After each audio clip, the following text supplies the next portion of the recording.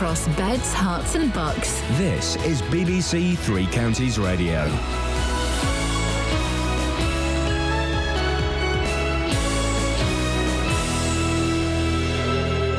It's 6 o'clock. I'm Simon Oxley. The headlines: Luton Lollipop man suspended for stopping fire engine. EU leaders meet to discuss migrant crisis. A new survey highlights drugs found in schools. BBC Three Counties Radio. An investigation is taking place into why a Lollipop man stopped a fire engine on its way to a 999 call in Luton. An eyewitness says firefighters had to physically remove the crossing attendant from the street. More from Lee Agnew.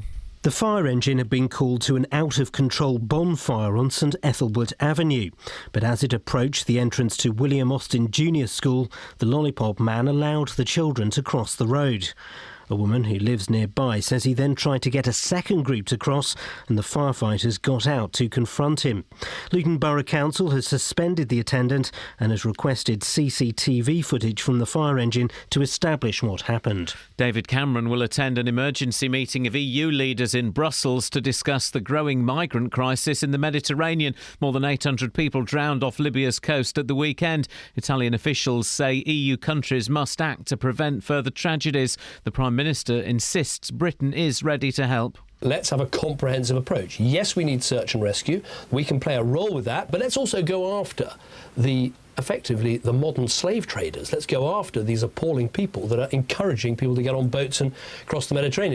Tributes have been paid to a Milton Keynes teenager who has died in hospital the day after her 18th birthday. Justine Connolly was in collision with a car on the V2 Tattenhouse Street, close to her Medbourne home on Friday afternoon. The Milton Keynes College student died yesterday at the John Radcliffe Hospital in Oxford. College principal Dr Julie Mills has paid tribute to a fun, bubbly and popular student. Hundreds of school children as young as 8 have been caught with drugs on school premises across the country, according to new figures. In the last 3 years, 1 case of heroin in Hertfordshire, 2 cases of crack cocaine in Bedfordshire and 1 case in the Thames Valley have been discovered by police. More from Sophie Solaria. The data from 34 police forces across England and Wales, dating back to 2011, show Class A drugs such as heroin and crack cocaine were among the illegal substances seized. Others confiscated by police included cocaine, LSD, amphetamines and ecstasy, with cannabis being the most widely used. Teachers have described the figure as a worry. Thameslink and East Midlands trains from Bedford and Luton into London should be running as normal this morning following major disruption last night. There were delays and cancellations after a person was hit by a train at Hendon. A group of health experts says poor diet rather than lack of exercise is to blame for the obesity epidemic. They say obesity has rocketed in the past 30 years, while there's been little change in physical activity levels. In sport, England were 74 without loss at the close of day 2 of the second test against the West Indies in Grenada. That's in reply to the home side's 299. The weather, a cloudy start but brightening up through the morning with sunshine this afternoon, the maximum temperature 18 degrees Celsius. And you can get the latest news and sport online at bbc.co.uk/3 counties.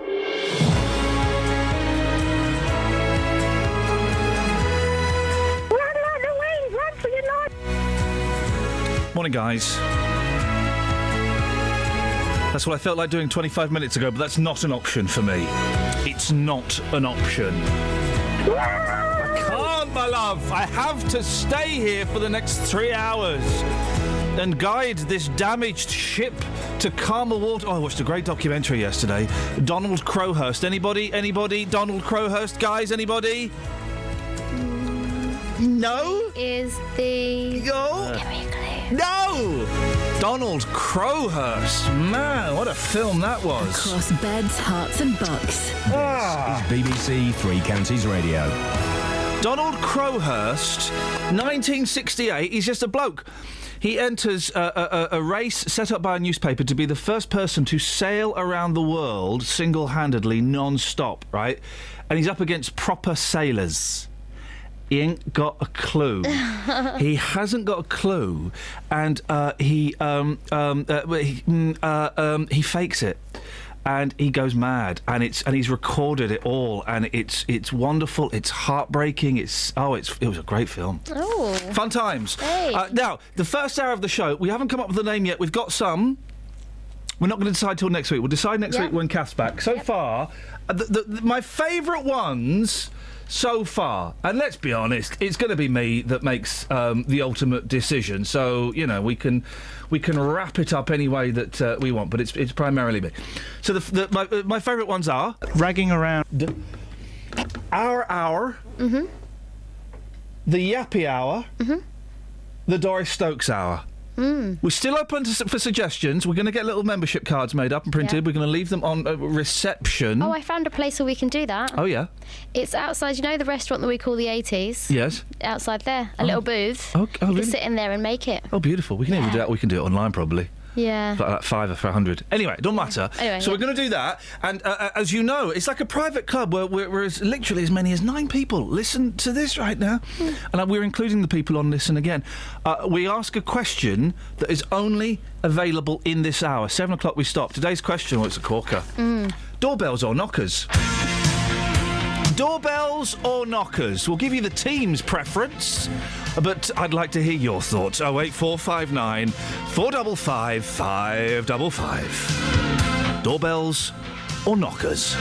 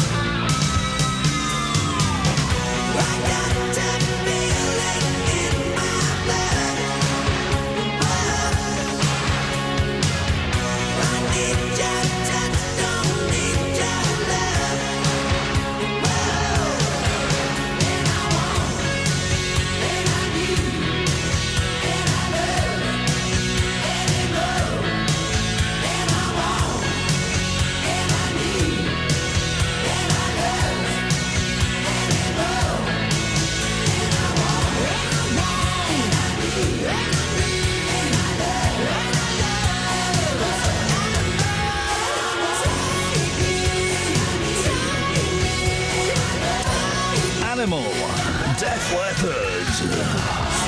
The best. Doorbells or knockers, by the way. 08459 455 555. What have you fixed in the last 24... they're doing it, guys. Calm down.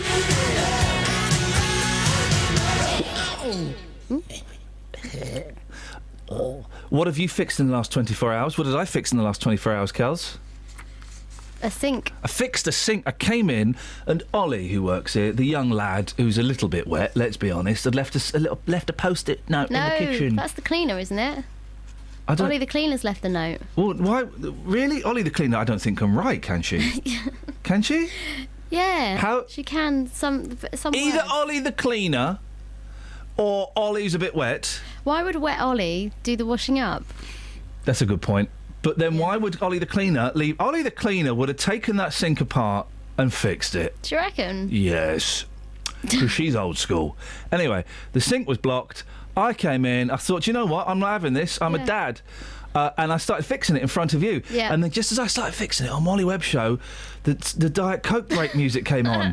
And suddenly... I don't want you. And I was sweating and showing my bum crack, and Kelly was feeling frisky. Yeah. We recreated that scene. I fixed a sink. What have you fixed in the last 24 hours? 08459 455 555. What have you done today to make you feel proud? Can you find that song for us, please, Matt? People, what have you done today to make you feel proud? And when I say can you find it, I mean in the next 3 minutes. Thank you very much indeed. He's never going to find it. He's never going to, no. Now, imagine this. Both your parents... No. We had a line that started yesterday. Imagine this. Both your parents have died. What? We changed that. We changed that. We changed it. Imagine this. There's a fire engine on the way to an emergency. Blue lights flashing. The noise it makes. What do? You get out of its way, of course. Well, not everyone does. One lollipop man in Luton stopped the fire engine to allow children to cross. You know I've got beef with lollipop men and ladies. Yes, this is our lead story. You know I've got beef with lollipop men and ladies, and this is partly why. It's the biggest story of the day. It's happening. Kelly Betts, what exactly happened? So fire crews were called to reports of an out-of-control bonfire at... An out-of-control? Bonfire. Bonfire? Bonfire. Bonfire? Not James Bond. He Okay. wasn't there. Okay. Bonfire. Bonfire. Like Simon Le Bon. It's fire. At St Ethelbert Avenue near the back gate of William Austin Junior School. They were on their way, blue lights on, as you say, and they were stopped by the lollipop man to let children cross. It got to the stage that the firefighters had to get out themselves and hurry the children along so they could carry on. Flippin' heck. Yeah. Sorry. Ask me the next question. I'm going to. Okay. This is our lead story, guys. This is the biggest thing happening in Beds, Hearts and Bucks right now. Wait, 459 455 555. Have you got anything else? Doorbells or knockers. What's the latest? So the lollipop man has now been suspended, and an investigation is taking place to find out why he stopped the fire engine when it was on its way. Stop the fire. I know, I added a G. I didn't mean to do that. Okay. But thanks for picking it up. You're very welcome. We want to find out why they stopped the fire engine. Luton Borough Council has requested CCTV footage from the fire engine to establish what happened, and parents are very unhappy because the council did suspend him, but they haven't put anyone else in his place, and they feel the road still needs a lollipop. I've got such beef with lollipop people. I mean, come on, guys. We don't need them. Luton Borough Council, what do they say? So, statement time. They've sent a statement. The council, this is what the statement says, the council is committed to the twin goals of improving road safety and tackling congestion on roads around schools in Luton, which is why we invest in 45... Do you mind? Sorry. Which is why we invest in 45 school crossing patrol sites and CCTV camera car patrols in order to enforce highway and parking regulations nearby. There's more. It is vital that emergency services are able to reach their destinations quickly and freely, and we have begun an immediate investigation in line with council procedures. A bit more weight. We are working closely with Bedfordshire Fire and Rescue Service and have requested CCTV footage from the appliance to find out what happened.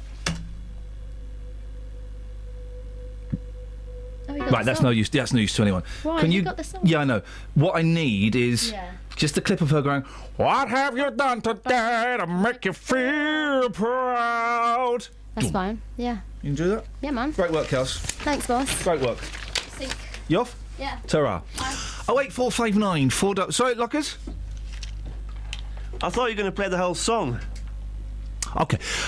08459 455... What? I thought you were going to play the whole song. I know, you just said that. It's a good song. OK. It's not. It's a terrible song. What have you done today to make me feel proud? It's never too late to change. It's too late to open. So, what have you fixed in the last 24 hours? We can carry that on throughout the rest of the day. But the question between 6 and 7, very, very simple. Doorbells or knockers?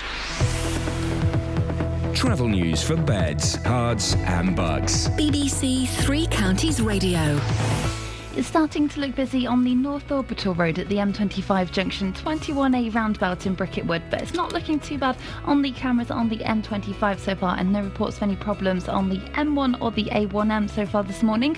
There are some roadworks to look out for in High Wycombe on Marlow Hill that could slow you down at the junction for Marlow Road, and in Bedford on Paula Radcliffe Way there's the roadworks at Clapham Road, which could also cause some delays this morning, but it's looking quiet so far and there's no reports of any problems on the trains. Samantha Bruff, BBC Three Counties Radio. Sammy, I've got to ask the question. Okay. Doorbells or knockers? Doorbells. Really? Isn't that interesting? Nice noise. Well, the problem with doorbells is you don't know if the doorbell's gone. If you're ringing someone's doorbell, yeah, sometimes you can hear it, but sometimes you can't, and so you could be there for ages. Whereas with a knocker, dong dong dong dong dong, you know you've made the noise. Well, then both. You can't have both, mate. It's an either or. I'll ask you later, OK? Just think about it, all right, Sammy? Why can't you have both? Oh, for goodness sakes. Why can't you have both? Why can't you have both? Why can't you have both? What kind of question is that? What happened? Yeah, exactly. What happened? 6:16, it's Thursday the 23rd of April. I'm Iain Lee. These are your headlines on BBC Three Counties Radio.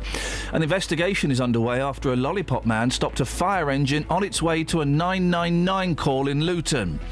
David Cameron will attend an emergency meeting of EU leaders in Brussels to discuss the growing migrant crisis in the Mediterranean. And school children as young as 8 have been caught with drugs on school premises across the country, according to new figures. BBC Three Counties Radio.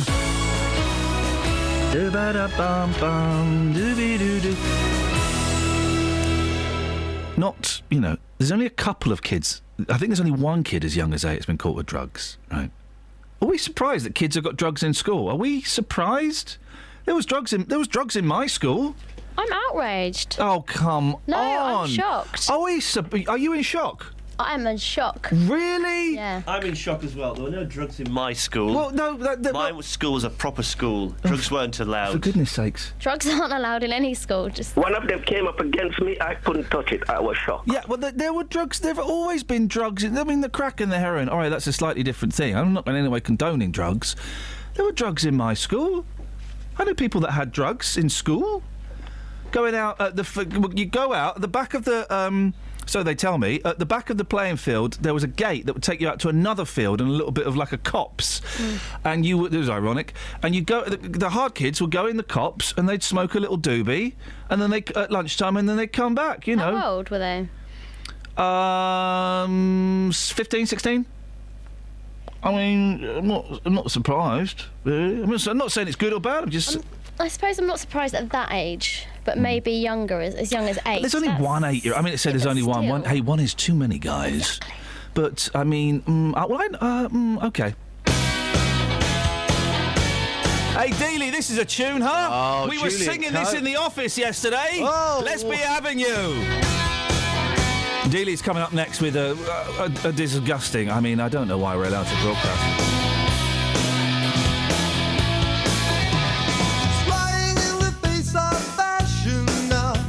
To have a will of her own. She's flying in the face of fashion, yeah. Seems to have it all grown. The time was going so frequently. She said if I try harder again. She's flying in the face of fashion now.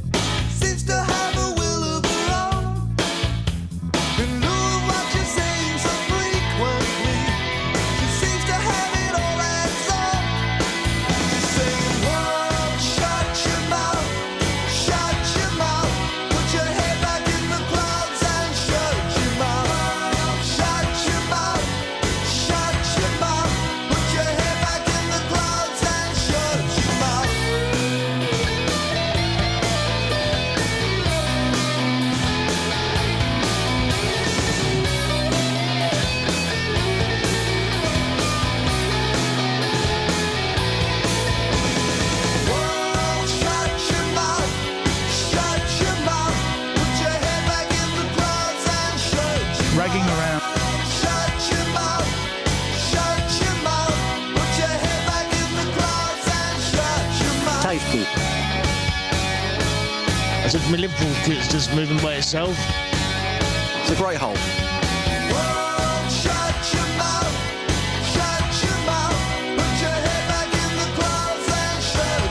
Okay, thank you, bye-bye.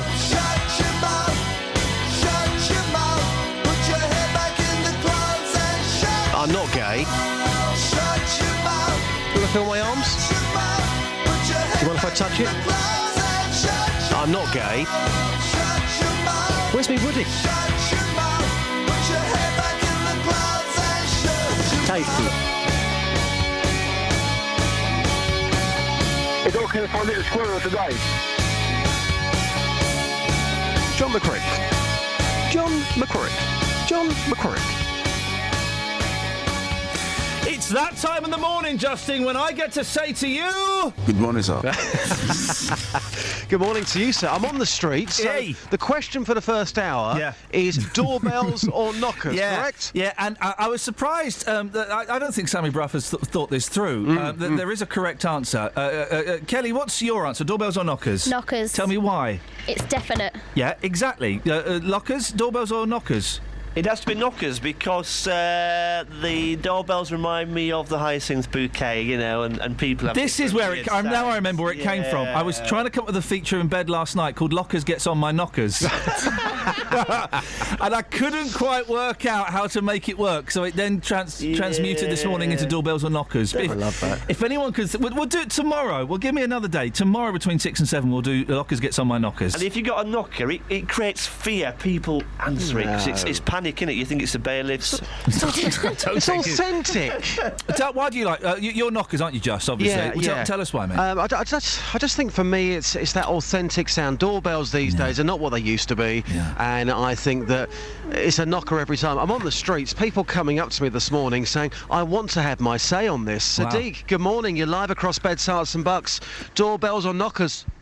Doorbells. Thank you very much indeed. There you go, Sadiq, with his answer there this morning for you. Thank you, Sadiq. That's great. That's great. Okay.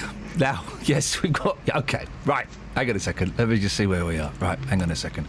Oh, I'll tell you what... Hold on, boss. What's your name? Tyrone. Tyrone. Thanks for joining us on the first hour of the programme. It's a very, very serious question. Are you ready to accept? Yeah. Okay. Doorbells or knockers? For me, it's knockers, more authentic. For you, is it doorbells or knockers? Doorbells. Why? Because you can hear them from throughout the house. Or clearer. Great answer. Thanks, Tyrone. Cheers. Thank you. There you go. Okay, so just remember Sadiq's answer was... Doorbells. Okay.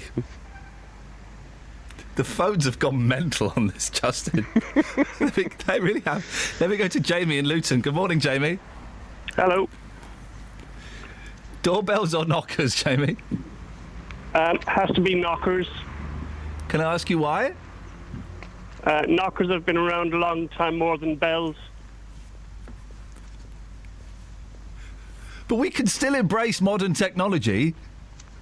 No, knockers are better. Thank you for calling, Jamie. Take care, bye. Could you clip knockers are better for me, please? But just remember, Sadiq's answer was... Doorbells. Okay, so... The phones have gone mental. Mate, this is what happens when you put something out on the phones. Early doors, get the pun there, you go on the streets. People, seriously, have been coming up to me this morning. They want to have their say, not on politics, not on the election, no, doorbells or knockers. Later on today, of course, we're going to be asking... What have you done today to make you feel proud? But before that, Justin... Okay, boss. Doorbells. Poor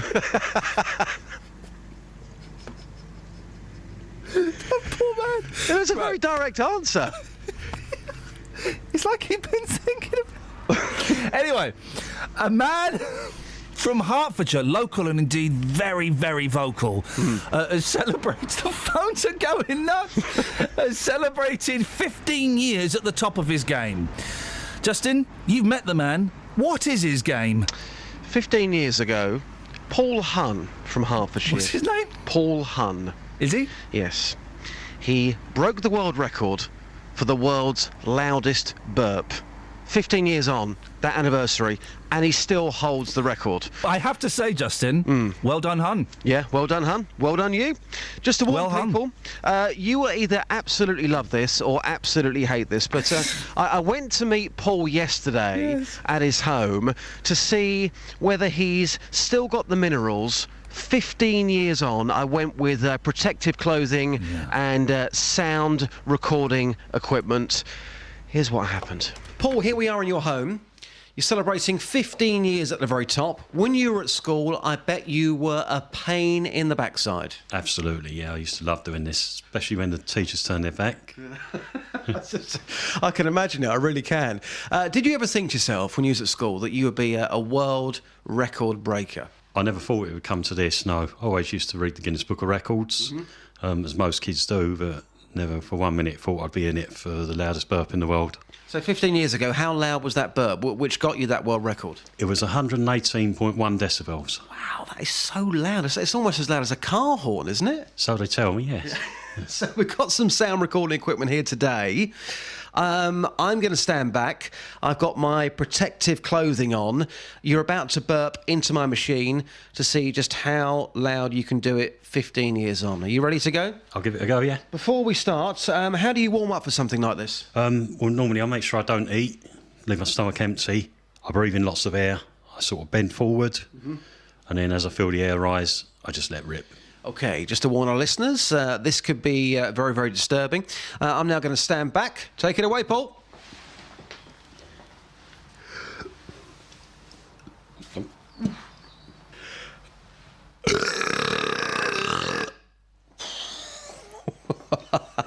$100.7. I mean, 15 years on from breaking the world record. Some people may say your form may have dipped. That's still very impressive. Come on. It's still pretty good, yeah. It's still 100 decibels. Can't complain at that. When you've been in restaurants, and I want you to be honest with me, have you ever played up before in a restaurant? I've done that a few times, yeah. Just can't resist. And just lastly, which countries are right up there, in your opinion, for burping? Certainly the Italians.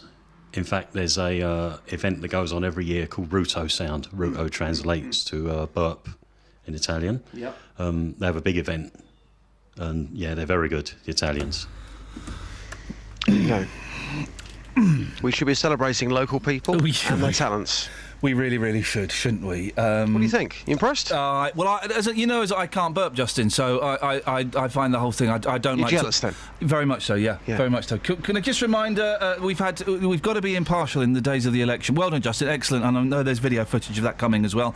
I look forward to hearing about it. Yeah. I've just got to say, we do have to be impartial with the election coming up. This is a serious point.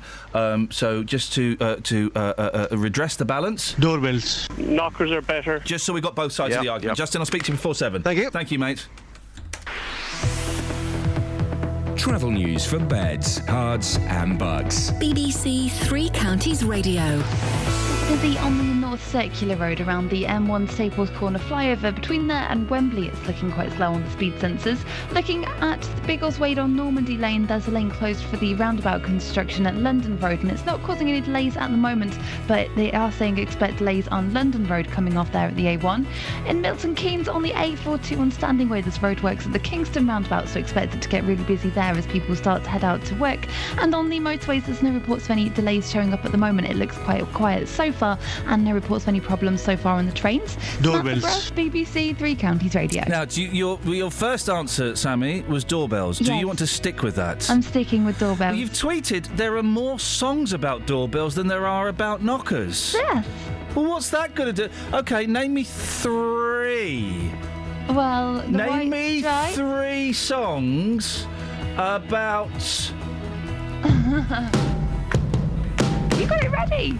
Yeah, I got one. Name me 2 more. I know 1 more. You could just... Oh, no, that supports knocking.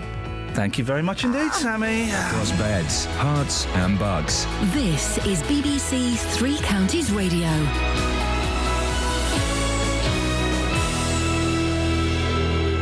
It's 6:30. I'm Simon Oxley. An investigation is underway after a lollipop man stopped a fire engine on its way to a 999 call in Luton.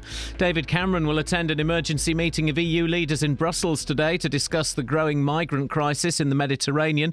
Thameslink trains from Bedford and Luton into London should be running as normal this morning, following major disruption last night after a person was hit by a train at Hendon. And school children as young as 8 have been caught with drugs on school premises across the country, according to new figures. Three Counties Sports. BBC Three Counties Radio. England were 74 without loss at the close of day 2 of the second test against the West Indies in Grenada. That's in reply to the home side's 299. Under pressure pair Alistair Cook and Jonathan Trott are 37 and 32 not out respectively. Earlier, Stuart Broad took 4 wickets. I thought collectively we bowled as a really good unit actually. We didn't let the pressure get off the West Indies too much. I made a slight technical change overnight, going a little bit wider in my run-up to put me a bit wider on the crease, and that seemed to really work. I could get through my action a lot better. So that's something to learn from and move with for the rest of the series. Real Madrid and Juventus have joined Barcelona and Bayern Munich in the Champions League semi-finals. Real beat City rivals Atletico 1-0 to progress by the same score on aggregate. Juventus drew 0-0 in Monaco to also go through 1-0 on aggregate. Bedford athlete Paula Radcliffe says she wants to enjoy her final marathon in Sunday's London race, but it's only in recent weeks that her fitness has been confirmed. Gradual build-up was going okay until the middle of February, and then I got a bit of an Achilles injury, which was because of the compensation of my foot operation that I had a few years ago. So I had to spend probably about 6 weeks getting that calmed down, and a lot of that I couldn't run, and I was really starting to panic about whether I'd be able to be here.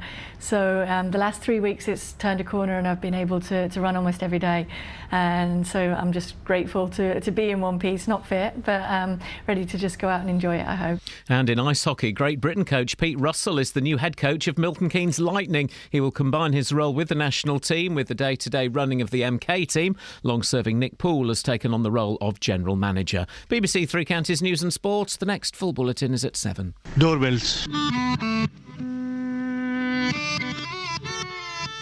Knockers are better. Doorbells. Yeah, oh yeah, what condition my condition was in.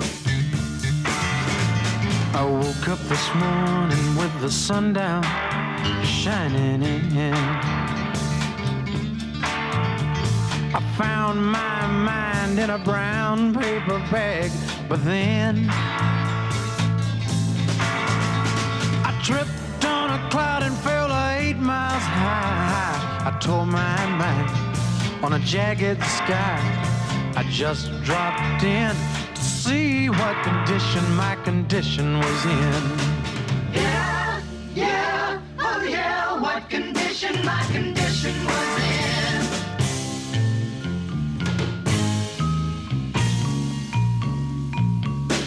I pushed my soul in a deep dark hole and then I followed it in.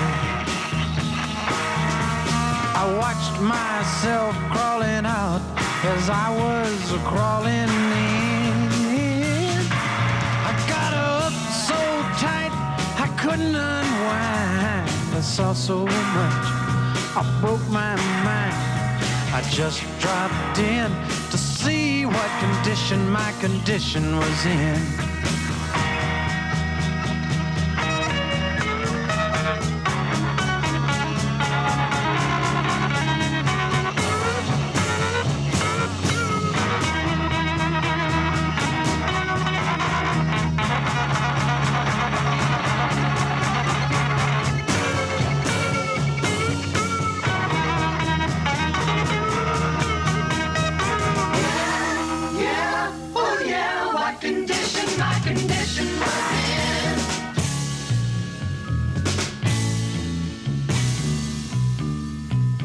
Someone painted April Fool in big black letters on a dead-end sign.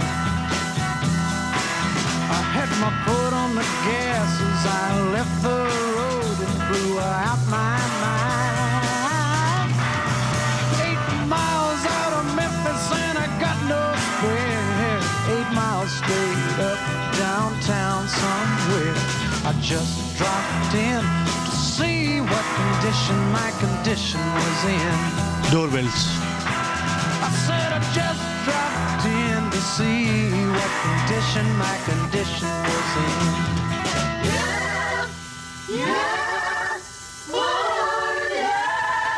It's really heating up. Doorbells or knockers? Between 6 and 7 we ask a question that only exists between 6 and 7. After that it disappears into the twilight mists of the morn. Like a guff. Today's is doorbells or knockers. Scott tweets: what annoys me is the doorbell with the little light to tell you that it's working, even though you can't hear it. What happens if that light breaks? You're all at 6s and 7s. Doorbells are arrogant. Let's we go to round 2. It's Kenny in Chisel Green and Dennis in Dunstable. Good morning to you both. Good morning. I'd like you to fight it out amongst yourselves. Do you prefer doorbells, or do you think knockers are better? Over to you, gentlemen. Doorbells. Knockers. My wife can't hear the knocker. The doorbell she can hear. Well, what if the battery runs out? I mean, you don't know when the battery runs out. This is not a battery-driven one. This is driven from the power cable. Oh, it's a mains fed. Yep. Right.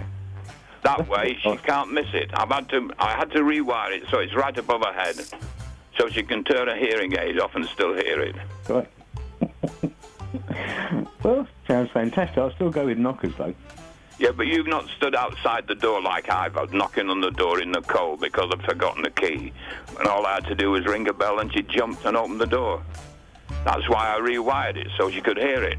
Oh, for your benefit, for when you lose your key. That's right. Oh, well, Well, standing out in the cold, hammering on the door is no good. No. No, it's definitely doorbells. Well, obviously in your case, but I'm afraid in my case, you've got to go with a knocker. It really depends on who rings the bell as well, because I look out to see who it is. I don't have to open the door. I can spy out who it is. And if it's somebody coming round asking me who I'm voting for, I just don't bother to answer the door. Really? No. Oh, well. That way I'll get through this national vote with sanity. There's nothing trying on the wall, but night after night after night after night, you get these so-called national figures spouting rubbish.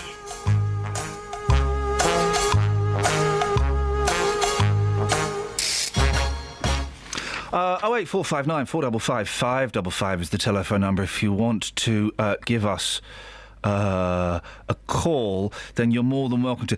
The story that we did yesterday, and I was thinking about doing this a bit later because I want the woman to hear this, that mentioned this on the story we did yesterday about, it ended up playing this. It's okay for a little squirrel today. It's in the newspapers today. Oh. That guy's in the newspapers today. 999, send an ambulance. My car's just hit a squirrel. Well, Daily Mirror, you've got the story wrong. Ambulances scrambled after a reported hit and run had to be ordered back to base when the victim was revealed to be a squirrel. 2 vehicles had been sent out as 999 staff were told someone was hurt. But they were recalled when the emergency operator asked for more details and told it was a rodent that had been hit in the collision. The time-wasting call was one of around 600 to the East of England service in a year. Another came from a drunk caller in Basildon who dialed 999 and said, "I dropped my burger and it's bleeding." Is that not the RSPCA that he should have called? One called 999 after locking herself out, while another rang and said, "My shoes are too tight." No. Ah, dear. The thing is, the reason this... we did this yesterday and that's fine, but I was looking at the BBC Three Counties Facebook page yesterday and muttering to myself under my breath, as I often do. And then I saw this post from Emily Jane Barbett. Basically, the story was this fella had phoned up an ambulance because he saw a baby squirrel get run over and killed.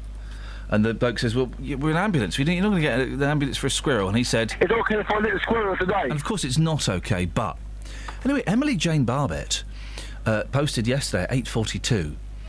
"It restores my faith in humanity that a man cared enough to phone 999 to report an injured squirrel.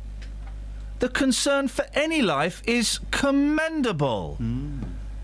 Is she bonkers? I'm assuming she's a vegan that doesn't wear leather shoes. I've sent her a message to I'd see love, if it Emily, will. I would so, my darling, I would so love to talk to you. Because we did have a couple of people yesterday who's going, well, yeah, no, fair play. Fair play. It's a squirrel, for crying out loud.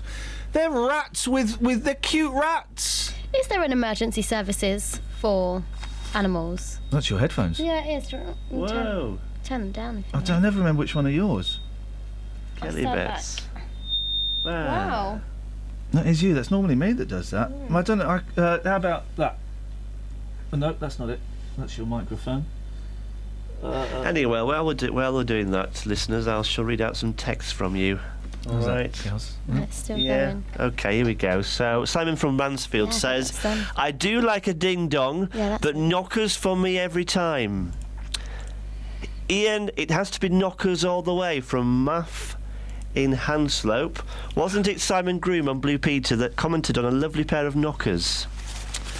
And caution multiple identities. Why don't you just put your name on these things, Alf? Okay, you did.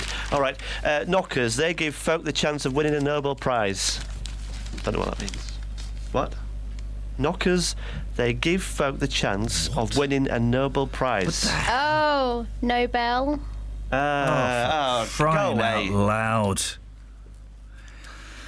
Gay-friendly zebra crossing could cause hallucinations. Oh, man, I want to cross here and hallucinate. Plans... Now, when they say gay-friendly zebra... I mean, as far as I'm aware, gays are allowed to use... And, Kelly, maybe you could check this out. Gays are allowed to use zebra crossings, aren't they? Let me just... I think they changed that in about 1983. Yeah, I think they can now. OK, let me know. Plans for... This is slightly different. Plans for Europe's first permanent rainbow... It's a rainbow, basically. How did the gays get the rainbow? How did the gays get... I wanted the rainbow. They had pink, which is one of the... is in my top 5 colours. They had pink, and now they want all of the colours. Come on, guys. Save some colours for us heterosexuals. Huh? That's not fair to hog all of the colours. That's selfish. That's selfish, I think, really. I've googled can gays use zebra crossings and have clicked images and they do. They can. They use it just. Can't tell a gay person just by looking at them. No. Mate. Can't tell a gay person just by looking at them. Plans for Europe's first permanent rainbow zebra crossing. Why did they say zebra in the States? That's another reason that I think we should get an army and go and reclaim those islands. Plans for Europe's first permanent rainbow zebra crossing in support of gay rights could be abandoned over fears it will give dementia sufferers hallucinations. Look out, Lord Janna! Is anyone buying that? Turn your mic up, but I know you keep quiet on that one, Kelly. Is anyone buying Lord Janna dementia? Really? Guys? I mean, I don't want to... You know... Guys, really? Are we buying that? Conspiracy? What conspiracy? Cover-up? What cover-up? The multicoloured crossing was trialled last summer during Gay Pride Week in Totnes, Devon, and was to be permanently installed this year. But councillors have been warned it could cause side effects for people with Alzheimer's. Oh, for crying out loud. Totnes councillor Carol Wellwood said, "Somebody who works with the elderly is concerned that people with Alzheimer's might find a rainbow crossing troubling. The claim is it would cause them to have hallucinations." Are you nuts? I think this is actually really nice, whether it's gay or not. It's a zebra-coloured... No. It's a rainbow-coloured zebra crossing. Yeah, OK, the gays have got all of the colours. That's, you know, we'll deal with that at a later date. It looks wicked. Is it still called a zebra crossing then? It should be called a rainbow crossing. What's on the other side? A pot of gold. Yeah. I think it looks nice. I'd have some of this. Oh, dear. Who came up with a zebra crossing? I know, you know who came up with a Belisha beacon, don't you? No. Do you know what a Belisha beacon is? Can't remember. Can't remember what a Belisha beacon is? Sorry? You can't remember what a Belisha beacon is? Explain and I'll tell you if I remember. No, I'm not going to. Matt, do you know what a Belisha beacon is? It's like a zebra crossing, isn't it? But then you've got these two poles at either end with this globe, this yellow globe on the top, and the globe flashes. So what's a Belisha beacon? But I don't know what the point of it is. No. What's a Belisha beacon? Some flashing light. Correct. Who invented it? Belisha man. He's right, Lord Belisha. Beautiful. You're very welcome. It's true. Travel news for beds, cards and bugs. BBC Three Counties Radio. It's starting to get busier on the M1 southbound between junction 10 for Luton Airport and 9 for Redbourne, and the M25 anti-clockwise is starting to get busier too between junction 21 for the M1 and 19 for Watford.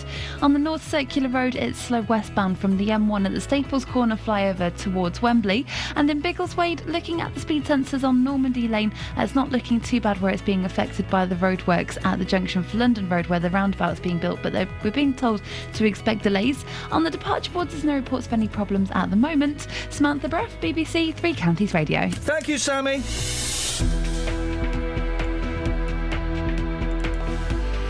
6:46, Thursday the 23rd of April. I'm Iain Lee. These are your headlines on BBC Three Counties Radio. An investigation is underway after a lollipop man stopped a fire engine on its way to a 999 call in Luton. David Cameron will attend an emergency meeting of EU leaders in Brussels to discuss the growing migrant crisis in the Mediterranean. And Thameslink trains are running normally this morning after major disruption last night after a person was hit by a train in North London. Coming up, doorbells or indeed knockers. Doorbells. Says Sadiq, but this gentleman thinks... Knockers are better. We'll find out what the streets say after the weather with Elizabeth Rizzini. Beds, hearts and bucks weather. BBC Three Counties Radio. Hi, good morning. It's a bit of a cloudy start to the day, but we'll gradually see the sunshine develop. We've also got some mist patches around as well. But by the time we get to the afternoon, all of that will have burnt back from the west, really. So hanging on longest towards parts of Hertfordshire. And then we're in for a sunny afternoon, but we've still got that rather chilly easterly breeze. So in exposure to that, it is going to feel a little bit chillier at times. Temperatures, because of the cloud this morning, aren't going to get quite as high as perhaps they have been over the last few days. But we're still, I think, looking at around 15 Celsius. We might even see 16, which is 61 in Fahrenheit. Now, through the course of the overnight period, a few changes.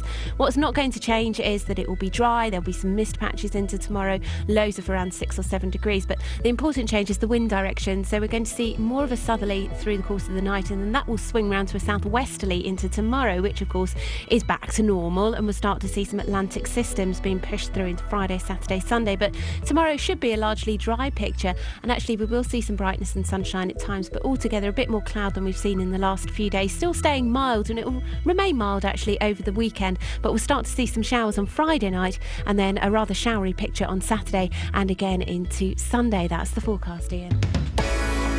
Thanks, Elizabeth. Friday, June the 5th is the first ever BBC Music Day, aiming to bring people together across the UK through their love of music. As part of the day, we're searching for local unsung heroes. Do you know someone who's giving a big musical contribution to their community? From supporting young musicians to leading a choir, anyone who's making a lasting difference in beds, hearts and bucks through music could be one of the 5 heroes chosen to receive a VIP invite to a major BBC music event. Nominations for the BBC Music Day Local Unsung Heroes close on April the 24th. To find out more, search online for BBC Music Day. You want music heroes? You want Kelly Betts? She does more to champion unsigned, and I'll be honest, Kelly, some of them are rubbish, some of them are very, very good.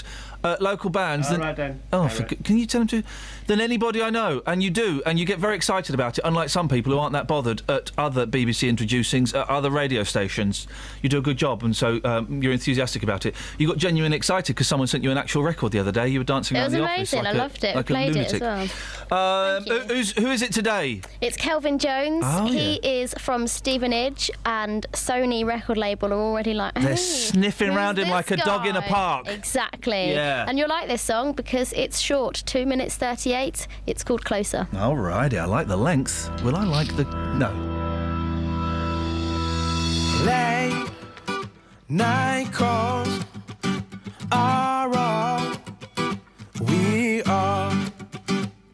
If you could give me more of your heart, I would never let you go. I would never let you go. I would never let you go. I would never. We could be a little closer if you wanted to. We could be a little closer still. We could be a little closer if you wanted to. We could be a little closer. Closer. Whoa, whoa. Closer. Doorbells. Walk away if you want to. If you confess that you need me to, I will never let you go. I will never let you go. I will never let you go. I will never. We could be a little closer if you wanted to. We could be a little closer still. We could be a little closer if you wanted to. We could be a little closer. Closer. Whoa, whoa. Closer. Remember red lights were shining on that cold city skyline. We were lost, we were smiling all the way. Now your eyes, they don't see me yet. I doubt you're thinking clearly when you say I dream this all up in my head. Closer. We can be a little closer if you wanted to. Closer. We can be a little closer still.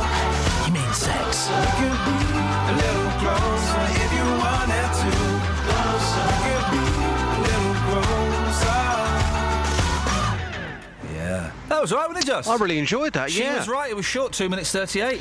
He said what he needed to say, and that was that. Yeah, Das great track. was Alice. BBC Introducing, Saturday nights, 8 o'clock. I can't remember who presents it, but it's produced by Kelly Betts. Yeah. And people just send in cassettes of them jamming away in their studio? No. In their bedroom? Because it's not the 70s. OK. They upload it, bbc.co.uk/introducing. Kelly? Yes, my love. You know last week, boss, when we went down to Luton train station and I did a radio first, I conducted a Vox on the streets there, and in the background we had a busker, Yeah. and we mixed the two together. Yeah, I well, did. guess what? I saw him again yesterday. He's keen to come on the programme. This programme, No, anytime. 8 o'clock. Just turn up 8 o'clock on a Saturday night, knock on the door, they'll let him in. BBC Introducing, he's unsigned, and the people on the streets of Luton, they love him. Speaking of unsigned Justin, we've got 8 Justin Dealys so far. You ready? No. You ready to go for 9? If this is what you want... Yeah, I want 100 Dealys Okay. by the time my contract ends. So we do one a day, yeah? Count yourselves in. Okay, a 1, a 2, a 1, 2, 3, 4. When a man loves a woman... Beautiful. We're up to 9 Justin Dealys. Justin, every morning between 6 and 7, we're going to come up with a name for this special hour. Yeah. Because I genuinely think it's the best hour of the show. No one listens to it. No one is listening. We're putting You don't all this... know that. I do, mate. I've seen the figures. Yeah, but you know they're never accurate.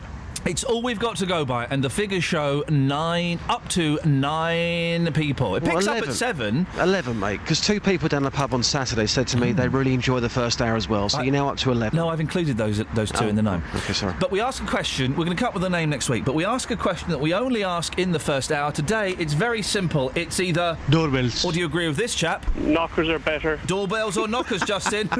You took it to the streets. What happened? Yep, I've been on the streets early doors, excuse the pun, asking people for the all-important opinions. The early doors catches the keys. Yes, that's good again. Thank you. Here's what happens on the streets.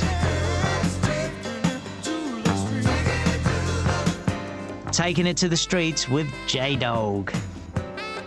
Doorbells, definitely. Because the knock is for me a little bit more aggressive. More aggressive? Yes. Yes, so a doorbell, it's got a nice calm vibe to it. Yes. It's a great answer. Lovely pink hat as well this morning, madam. Have a nice day, darling. And you take care, cheers. Bye. Doorbells. Why? Because she goes mad if anybody knocks the door, but she's all right if the doorbell goes. Now, when you say she, you're talking about your dog, not your partner? My dog, yeah. Doorbells or knockers? Doorbell. Can I ask for a reason? Just. We need a reason, please. No. It's easy to press. Great answer. Thanks for your time, sir. Okay, thank you. Well, okay, hang on a second. Laura wants to come on. Good morning, Laura. Morning. What would you like to say, Laura? Knockers. Thank you very much indeed. Now, Justin, I know that we are... Do you know what? I've got to give it to you. That first hour was absolutely hilarious. Strong one today, wasn't it? Yeah, strong. Listen, I know we're going to a school later on, the school where the, what can only be described as the idiotic zebra... what do they call it? The lollipop man. Yeah.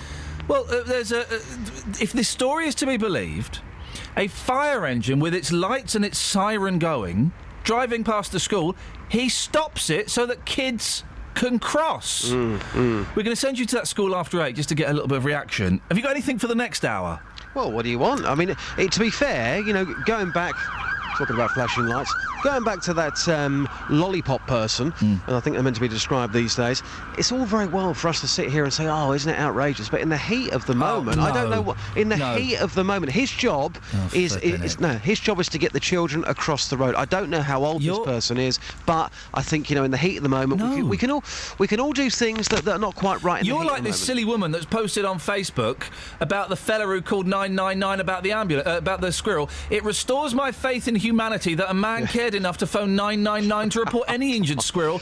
The concern for any life is commendable. No, a fire engine come past, you get the kids on the pavement and you let it go past. It's what, you take 7 seconds. I don't know. 7-second delay, just as long as I see. You can't compare kids to squirrels. I think we can say that this morning, but I think there's got to be more to this story. There's got to be, surely. Well, find out. I like this gay zebra crossing.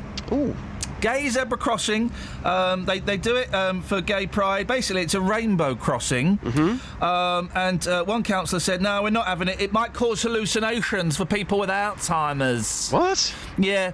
I just wonder if the people of Luton would be ready for a gay zebra crossing. But does that mean, though, and here's the question I want to ask, does that mean if you're not gay, you can't use that zebra crossing? Yes, mate. Seriously? No, mate. Okay.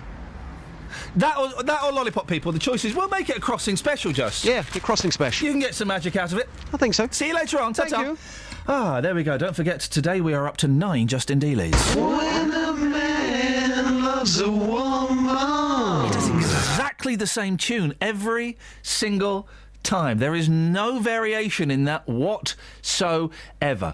08459 455 555 is the phone number. I know it's the story we did yesterday, but really, this woman that thinks that the man was right to call 999 for an injured squirrel? Oh, man. And lollipop men and women, we don't need them, do we? Beds, cards and bugs. BBC Three Counties Radio. On the M1 southbound, it's stop-start from junction 11 for Dunstable to junction 9 for Redbourne. On the A1M, it's starting to build up through junction 7 for Stevenage southbound. And on the M25, it's busy anti-clockwise around junction 16 for the M40. In Buckingham, looking at the A413 London Road at the speed sensors, it's looking fine through the roadworks, the total roundabout. That is likely to get busy later on. And on the train departure boards, there's no reports of any major delays so far this morning. Samantha Bruff, BBC Three Counties Radio. Sammy, thank you very much indeed. Well played, guys. Well played. The suckers are about to wake up in, 40 seconds. Their alarm's going to go off. They haven't got a clue what they've missed. Shh, don't tell them. The clubhouse is closing down. Normal service resumes in 22 seconds. See you on the other side. Wink, wink.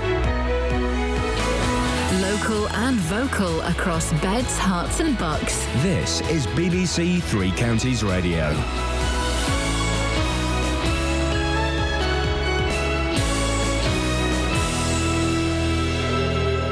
It's 7 o'clock. I'm Simon Oxley. The headlines: Luton Lollipop Man suspended after stopping fire engine. EU leaders discussing migrant crisis, and tributes to Milton Keynes teenager who died the day after her 18th birthday. BBC Three Counties Radio. An investigation is taking place into why Lollipop Man stopped a fire engine on its way to a 999 call in Luton. An eyewitness says firefighters had to physically remove the crossing attendant from the street. More from Lee Agnew. The fire engine had been called to an out-of-control bonfire on St Ethelbert Avenue. But as it approached the entrance to William Austin Junior School, the Lollipop Man allowed the children to cross the road. A woman who lives nearby says he then tried to get a second group to cross, and the firefighters got out to confront him. Luton Borough Council has suspended the attendant and has requested CCTV footage from the fire engine to establish what happened. David Cameron will attend an emergency meeting of EU leaders in Brussels today to discuss the growing migrant crisis in the Mediterranean. More than 800 people drowned off Libya's coast at the weekend. Italian officials say EU countries must act to prevent further tragedies. The Prime Minister insists Britain is ready to help. Let's have a comprehensive approach. Yes, we need search and rescue. We can play a role with that, but let's also go after effectively the modern slave traders. Let's go after these appalling people that are encouraging people to get on boats and cross the Mediterranean.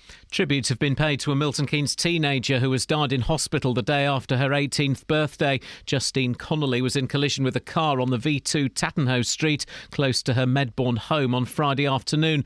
The Milton Keynes College student died yesterday at the John Radcliffe Hospital in Oxford. College principal Dr Julie Mills has paid tribute to a fun, bubbly and popular student. Hundreds of school children as young as 8 have been caught with drugs on school premises across the country, according to new figures. In the last 3 years, 1 case of heroin in Hertfordshire, 2 cases of crack cocaine in Bedfordshire and 1 case in the Thames Valley have been discovered by police. More from Sophie Solaria. The data from 34 police forces across England and Wales, dating back to 2011, show Class A drugs such as heroin and crack cocaine were among the illegal substances seized. Others confiscated by police included cocaine, LSD, amphetamines and ecstasy, with cannabis being the most widely used. Teachers have described the figure as a worry. Thameslink and East Midlands trains from Bedford and Luton into London are expected to run normally this morning following major disruption last night. There were delays and cancellations after a person was hit by a train at Hendon. A group of health experts says that poor diet rather than lack of exercise is to blame for the obesity epidemic. They say obesity has rocketed in the past 30 years, while there's been little change in physical activity levels.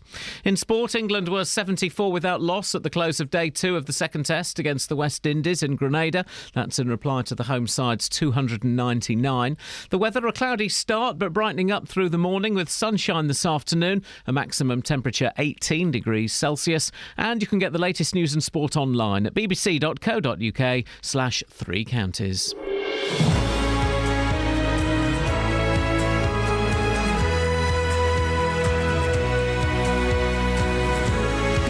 Morning, guys. You just tuned in. I'm not telling you what happened in the first hour. You missed it. I mean, it was one of the best first hours what we have ever done. Listen on iPlayer. I mean, you're more than welcome to. Isn't it time we got rid of lollipop men and women? They don't do anything. They cost money. We don't need them.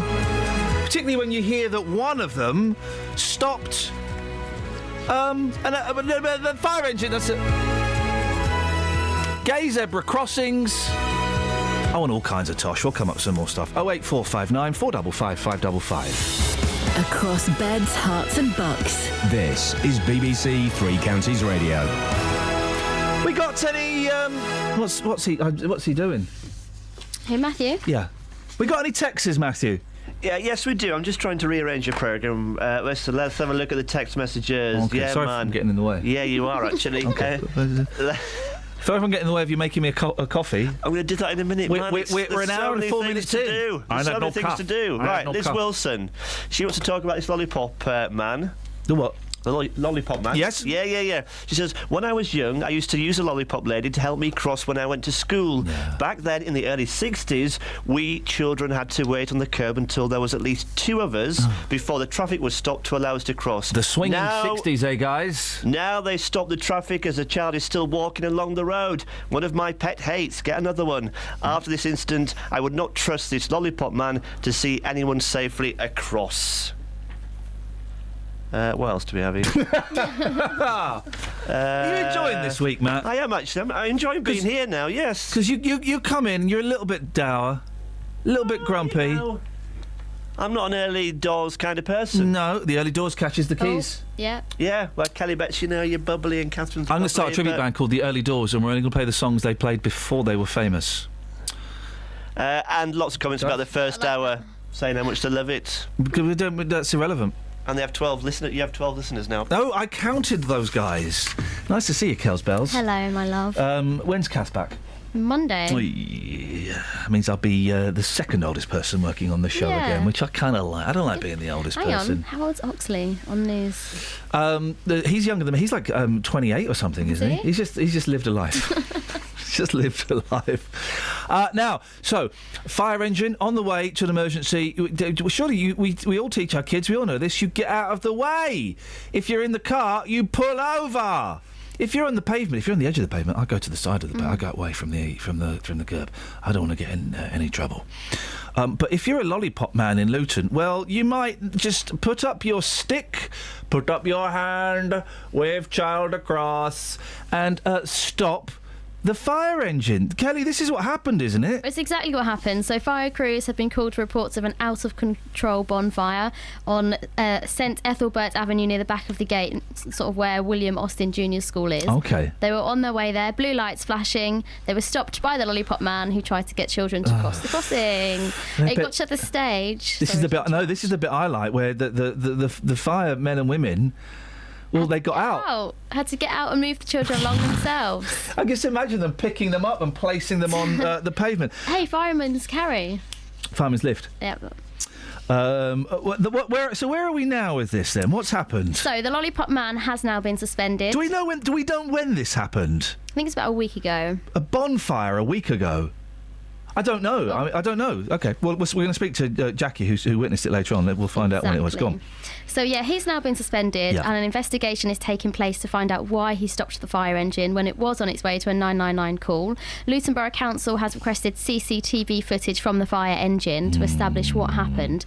Now, parents are really unhappy because the council suspended him, but they haven't put anybody else in his place. So there's still that road that they feel needs to be looked after by a lollipop person. These parents spoke to our reporter, Tony Fisher, and they say they want him back. Tony Fisher back? Yeah. So do you think there should be a lollipop person here at this crossing? Yes, I do. It's very busy in the morning at 9 o'clock, but at this time, sort of 3 o'clock, because I pick up early, I'm not sure. But in the morning, it's definitely busy. Excuse me, ladies. Can I ask you about the lollipop man who's not been here for the last week? Yeah. Do you think they should have someone here? Do you think they should have a crossing? Yeah. Yes, they should. It's quite dangerous for kids up here. Yeah, when they're alone without their parents. The lollipop man isn't here now. Do you think he should have? Do you think someone should come back to do the crossing? Yeah, on that side though. Yeah. Right, I was just thinking about that today. Just now as I was walking down, I was thinking, where is he? So he hasn't been here for over a week. Okay. So last Monday he held up a fire engine. I'm not sure exactly, but I think he's been suspended. So How did he hold up? No, he does a really good job. How did he hold up the fire engine? he just allowed the children to cross, and the fire engine was trying to go down the road to a fire. Fire was just there. The fire was just there. That, yeah. The fire was just there. He didn't do anything wrong. He didn't do anything wrong. As far as I remember, nothing wrong. As I was watching from the window upstairs, nothing wrong at all. And we want him back because we loved him. He's really nice. Yeah, because he was a bit confused. Yeah, no one knew really what was good, going on. Yeah. Oh, we miss him. A difference of opinion. They're saying, we're going to speak to Jackie later on, aren't we, who I think witnessed it from a window.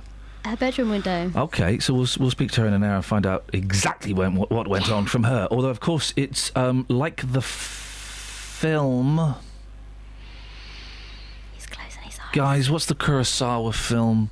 Not Ishtar. That's not Kurosawa. That's what's you'll know this, Kelly. The Japanese film, the Kurosawa film. Oh yeah. Where it's the story is told from the perspective of 4 people, and they all tell the same story, but they all tell it completely differently.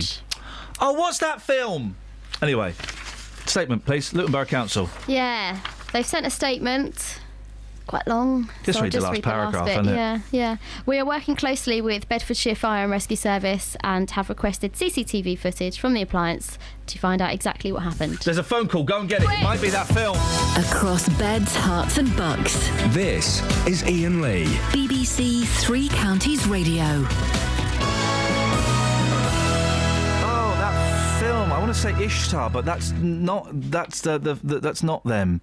What happened, Kels? Where's the phone call? Missed it. Oh, bum. Can you call back, please? Can you call back? Does this system not say who it was that called? It will come up with a number, but it doesn't save it. Oh dear. Well, you wait till we move to the new place. Ooh. Phone box. I can take calls to air with phone box.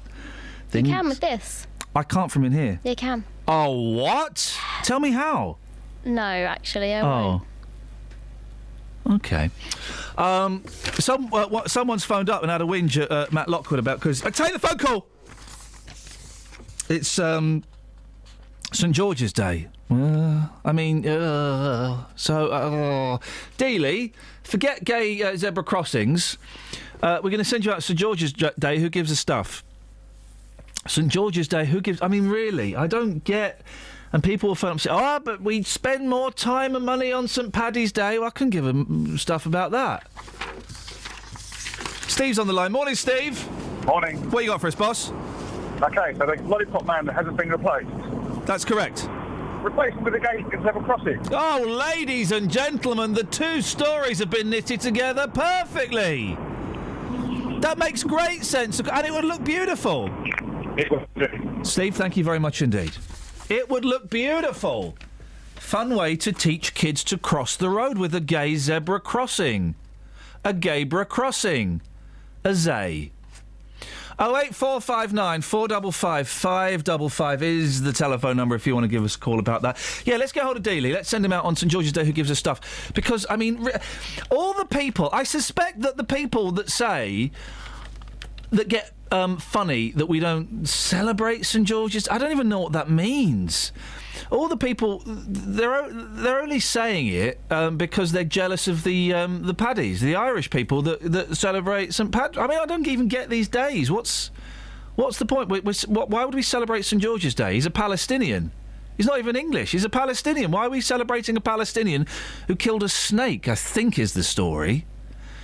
And why are people phoning up angry with us for not mentioning it? Why I don't... Never got it. And St Patrick's Day is all... I'd get rid of all of them. St Patrick's Day, yeah, I want to see loads of drunk English people wearing big, giant Guinness hats. What days would you have? I'd have Ringo Day. Quick question. This is for you, actually, Matt, from Iain on Twitter. Does Matt know he's live on the radio? He always seems surprised... You don't need to sit down. I do. Your mic's not on. This one is. No, it's not. It is. It's not. It is. It is now. Right. Yeah. Does Matt know he's live on the radio? He always seems surprised and a bit confused. Well, as I say, I'm not normally a morning person, so, you know, this is what happens. But I am quite confused in life generally, but I know what I'm doing. Believe me, behind that, this person knows what he's doing. What are you doing now? I am sat down. No, what are you doing now? I've brought a drink into you. What are you doing now? What are you talking about? What are you doing now? You're leaving my studio. That's what you're doing now. You're leaving my studio. Greg! Hello. Yes, boss? Yeah, the Kurosawa film is called Rashomon. Rashomon, that's it. You can see why I wanted to say Ishtar, can't you? I can, Rashomon is brilliant. And in the movie world, they call that effect the last the last version you saw of events always seems to be the most real, and they call that the Rashomon effect. This is why I shouldn't be allowed to have the vote, because I will agree with the last politician that I hear. Yeah, exactly. So if there's someone from the BNP is outside and says, by the way, if you're going in and vote for us, we'll give you more money and we'll make the country better. That's how propaganda works. Yeah, that's how propaganda works. Yeah. Greg, thank you very much indeed. Rashomon, that's a film. Ishtar is a film starring. Greg. Warren Beatty. And who else? And Dustin Hoffman. Have you seen Ishtar? No, but it's supposedly rubbish. One of the biggest flops of all time. Yeah. Right. Yes, that's right. The first 30 minutes of it is hilarious. The first 30 minutes is simply wonderful. Then they go off into the desert and it gets silly. Doesn't someone like Eddie Murphy pop up in a tank or something at some point? Oh, do you know, I don't remember that bit. It's been a long time since I've seen it. Greg, carry on. Could you be our film correspondent? Oh yeah, sure. You seem to, the two films that have been mentioned, you've known.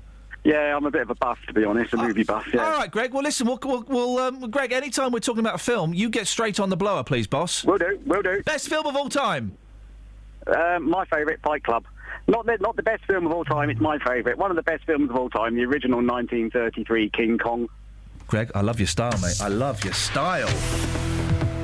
Travel news for beds, cards and bugs. BBC Three Counties Radio. On the M25, it's slow between junction 21 for the M1 anti-clockwise to junction 19 for Watford. On the A1M southbound, it's starting to look much busier through junction 7 for Stevenage. And on the M1, it's stop-start southbound between junction 11 for Dunstable and 9 for Redbourne. In Dunstable itself, on the A5 High Street North, it's starting to get very busy around Church Street and West Street. And on the A1 southbound, it's busy from the St Neots Junction southbound to the Black Cat roundabout. On the train departure boards, the 7:40 service from Luton to Sevenoaks is delayed. Samantha Bruff, BBC Three Counties Radio. That's it, Sammy, that's it. You got it. Doorbells. Yep. Oh, yes. 7:16. It is Thursday, the 23rd of April. I'm Iain Lee. These are your headlines on BBC Three Counties Radio. An investigation is underway after a lollipop man stopped a fire engine on its way to a 999 call in Luton. David Cameron will attend an emergency meeting of EU leaders in Brussels to discuss the growing migrant crisis in the Mediterranean. And Thameslink trains are running normally this morning after major disruption last night after a person was hit by a train in North London. BBC Three Counties Radio.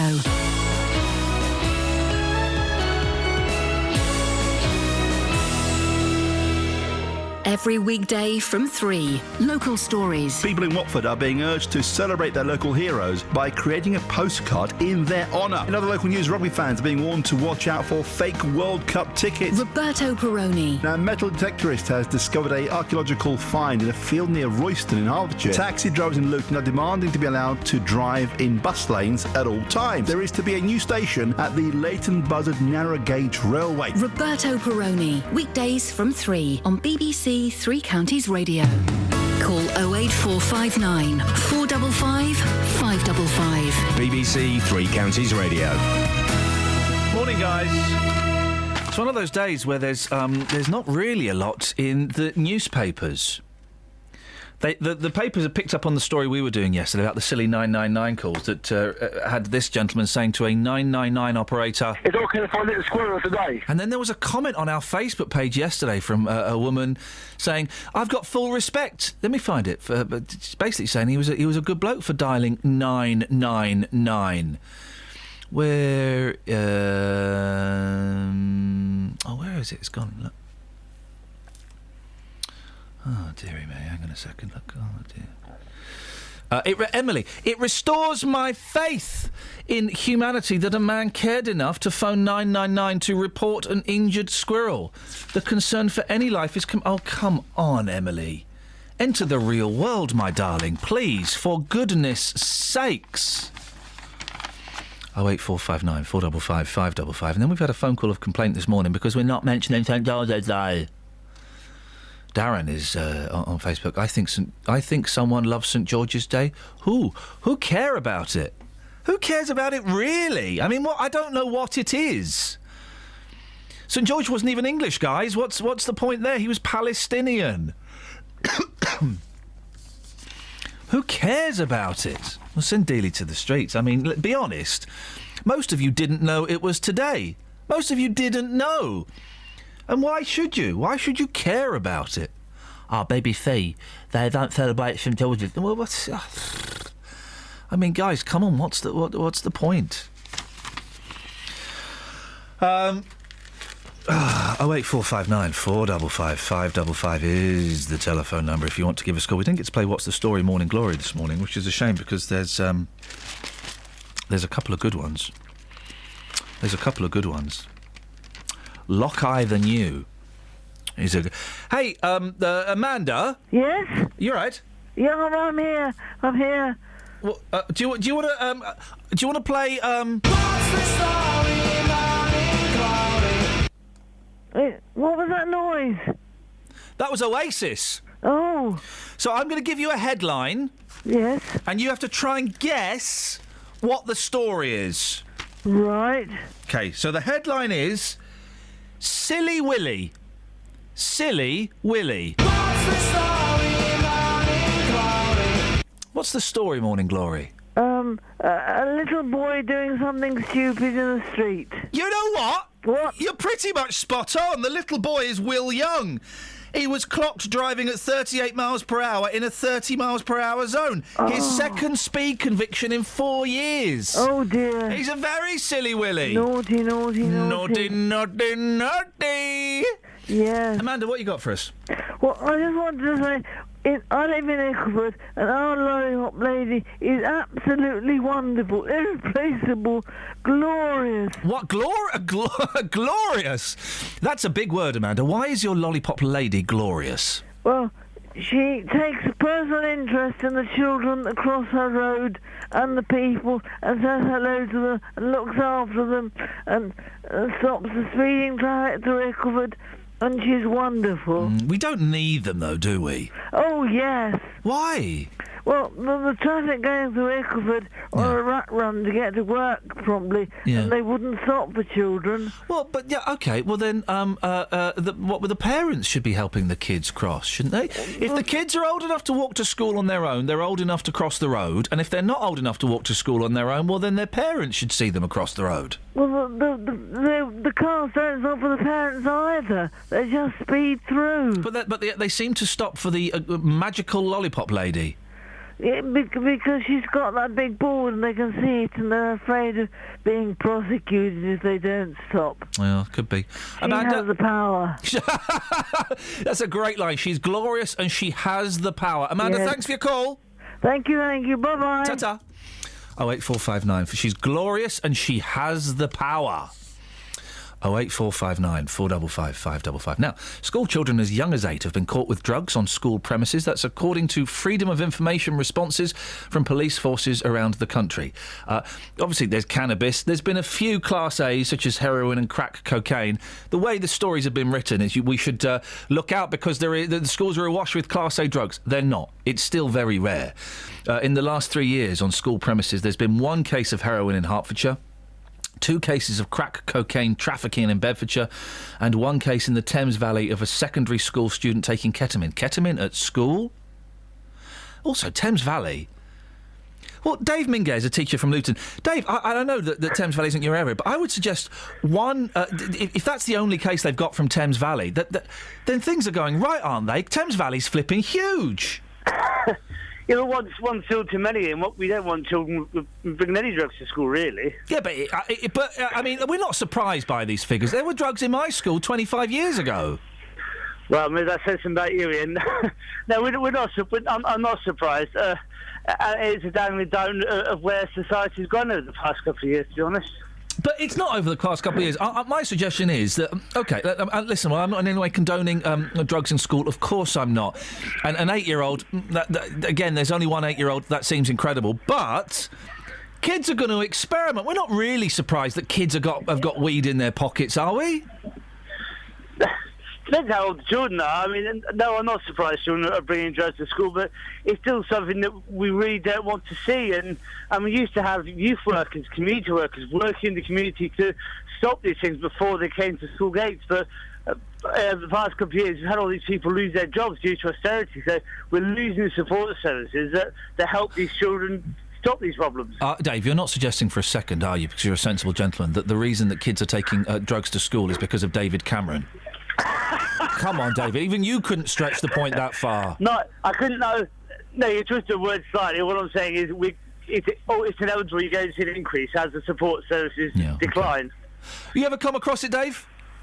Personally, no, but I generally teach a lot younger children, so the children I teach, I wouldn't really be expecting them to carry drugs, but of course there are children who live in extreme poverty. There are children who live in homes where drugs are prevalent, which is why it's really important we have these support services in place. 13-year-old kid at school, he gets his pockets empty, there's a little bit of hash in there. What should happen to him?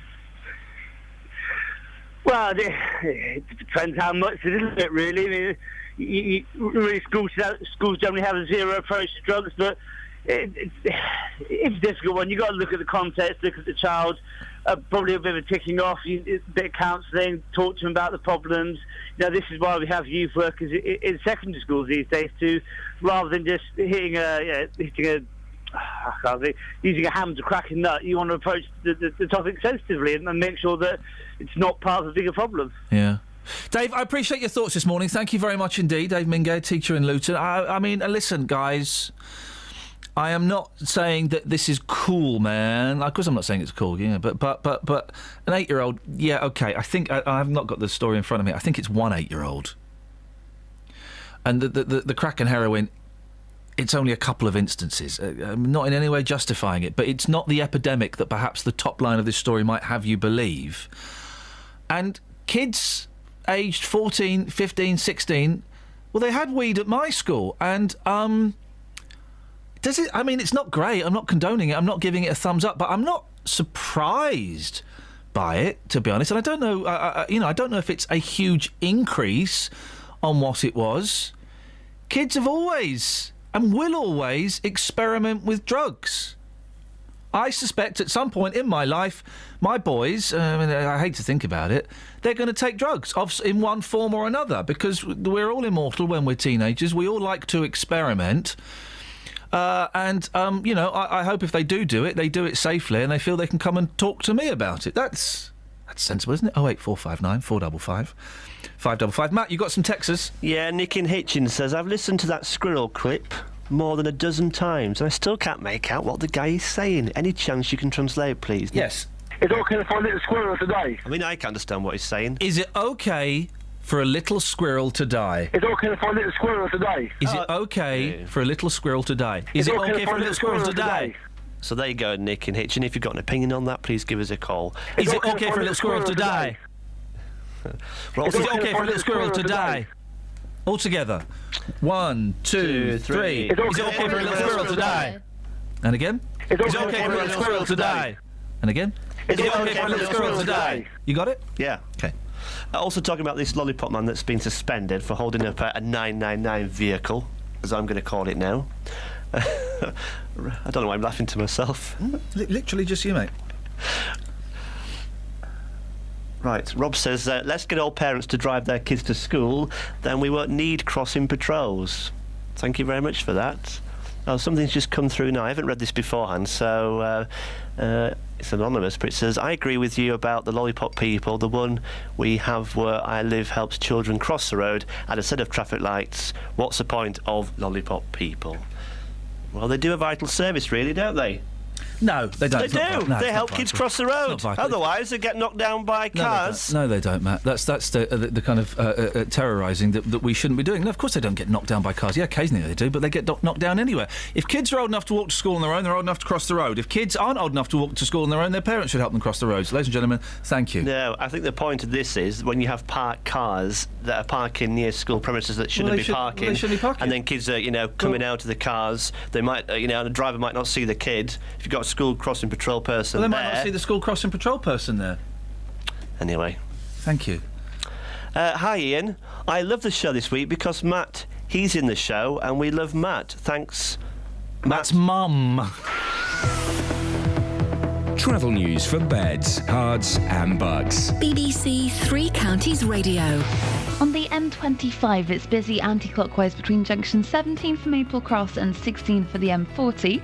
On the M1 southbound, it's very slow from the M1 junction 10 for Luton Airport and junction 9 for Redbourne. And on the A1M, it's also looking slow around junction 7 for the A602 at Stevenage. On the A1 southbound, it's busy approaching the Black Cat roundabout from the St Neots junction. And in Beaconsfield on Amersham Road, that's also looking slow from Longbottom Lane towards London Road. There's no reports of any delays at the moment on the train departure boards though. Samantha Bruff, BBC Three Counties Radio. Across beds, hearts and bugs. This is BBC Three Counties Radio.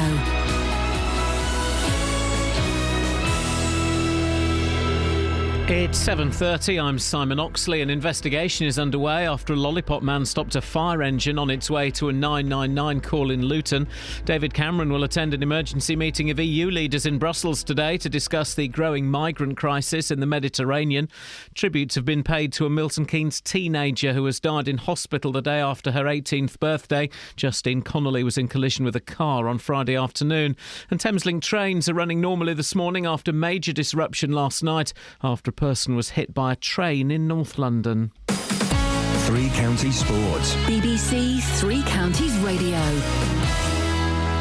England were 74 without loss at the close of day 2 of the second test against the West Indies in Grenada. That's in reply to the home side's 299 under pressure pair. Alistair Cook and Jonathan Trott are 37 and 32 not out respectively. Here's Jonathan Agnew.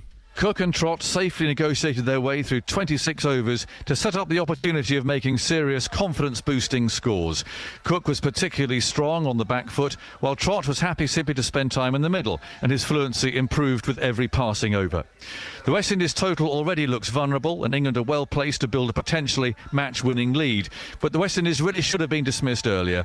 A last-wicket stand of 52 between Bishu and Gabriel frustrated England's bowlers, who, led by Broad's 3 wickets with the new ball, worked their way through the lower order after Samuels was eventually dislodged for 103. Real Madrid and Juventus have joined Barcelona and Bayern Munich in the Champions League semi-finals. Real beat city rivals Atletico 1-0 to progress by the same score on aggregate. Juventus drew 0-0 in Monaco to also go through 1-0 on aggregate.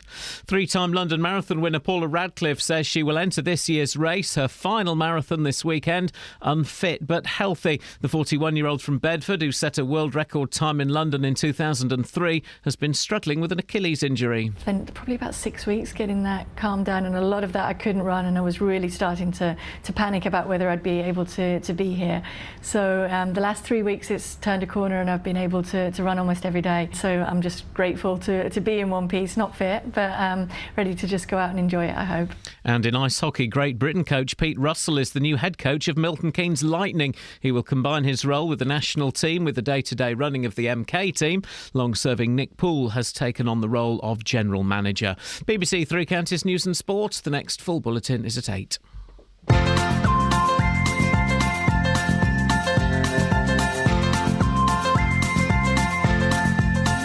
There's a voice that keeps on calling me. Down the road is where I'll always be. Every stop I make a new friend. Can't stay for long, just turn around and I'm gone again. You can do it right now, please. Tomorrow I wanna settle down. Until tomorrow I'll just keep moving on. Down this road that never seems to end. When new adventure lies just around the bend. So if you wanna join me for a while, just grab your hat, come travel light, that's hobo style. Maybe tomorrow I wanna settle down. Until tomorrow, the whole world is my home. So if you wanna join me for a while, just grab your hat, come travel light, that's hobo style. Maybe tomorrow I wanna settle down. Until tomorrow, I'll just keep moving on.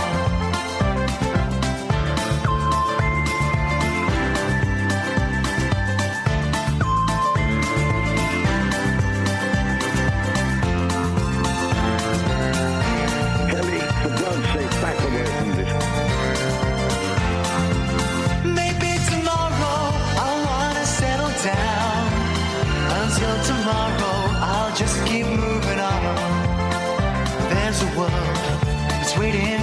unfold a brand new tale no one has ever told. We've journeyed far, but you know it won't be long. We're almost there and we've paid our fare with a hobo song. Maybe tomorrow I'll wanna settle down. Until tomorrow I'll just keep moving on. Throwing a rubber down. So if you wanna join me for a while, just grab your hat, come travel light, that's hobo style. Maybe tomorrow I'll find what I call home. Until tomorrow, you know I'm free to roam. It's people. Let's talk to each other.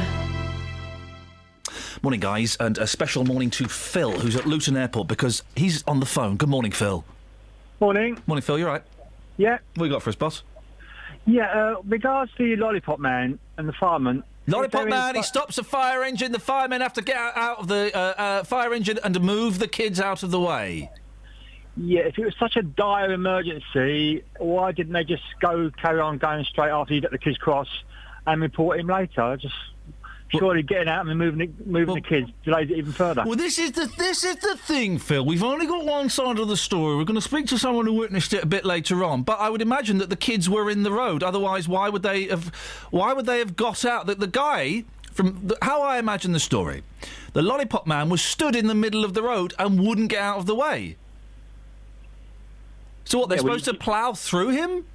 No, you just wait till you let the kids cross and carry on to the emergency. Surely the emergency takes far more precedence than stepping out and confronting the Lollipop Well, no, Man. but they had to move. But the thing is, they couldn't. If they waited, they could have been there for ages. He seemed to be taking his time. They obviously had to get out to move people out of their way.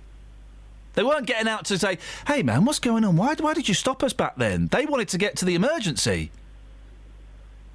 Yeah, but no, I think he should have just waited and reported him later. Got to the fire first. But the Beds Fire say they had to physically remove the children and the fireman, the Lollipop Man, out of the way. I don't think they... Phil, I don't think that the fire brigade are the bad guys here. No, they're not the bad guys. They could have waited till they... No, they couldn't have waited. They're on their way to a fire. Supposing it being your house, Phil, would you have wanted them to have waited while some numpty was stood in the middle with a big giant lollipop? It probably took more time to get out and argue with the Lollipop Man. They weren't, Phil. They weren't arguing with him, apart from to tell him to get out of the way. Nah. Yeah. Yeah. They were. Yeah. What? Okay. Suppose. Okay. Let enter my fantasy world. Okay, Phil. Where they weren't arguing with him, and they were getting out of the fire truck to speed things up. Yeah, the Lollipop Man don't take that long to get kids across the road. Well, this guy was obviously a complete and utter plum, Philip. Thank you very much indeed. You see what I'm dealing with, Just? Boss, I am live as we speak outside the school, William Austin Junior School in Luton. If you saw what happened, and I think we need some witnesses here to try and get the facts. Yes. If you saw what happened, I'm outside the school in the radio car. Come and talk to me and tell you and the people of Beds, Herts and Bucks what actually happened. Go up to Justin and say... Good morning, sir. And tell him the story, because we heard from the Vox earlier on that some people were saying, well, I saw it, and know that the Lollipop Man was completely in the right. It's a weird one, but I think the weirdest thing for me about this story is the fact that if you're going to suspend somebody, okay, suspend them, but you need to put a replacement in. At the moment, they haven't got a Lollipop Man or a Lollipop Lady I would here. imagine, Justin, it's not like a football team where they've got like 8 players in reserve. They go, okay, 73-year-old Doris, this is it. This is your big moment, Doris. My mum used to be a Lollipop Lady. Now, she took holiday, so when she was You off, love your there mum was a so much. replacement. Why don't you marry... No, wouldn't be right. And you know that. Peter's in Walmer Green. Morning, Peter. Good morning. What do you want to have a whinge about? Well, what I wanted to say about Lollipop, you wouldn't need Lollipop people if you stopped the drivers who always wanted to be in front of the car in front of them. That's what's happened. Hang on, that's a metaphysical thing. They want to be in front of the car in front of them? There's so many drivers want to be in front of the car in front of them. But that's just human nature to want to be in the car in front of you. Even before cars were invented, that was what we wanted. Nature kills. Doesn't it, Just? Well, look, we invented the nuclear bomb.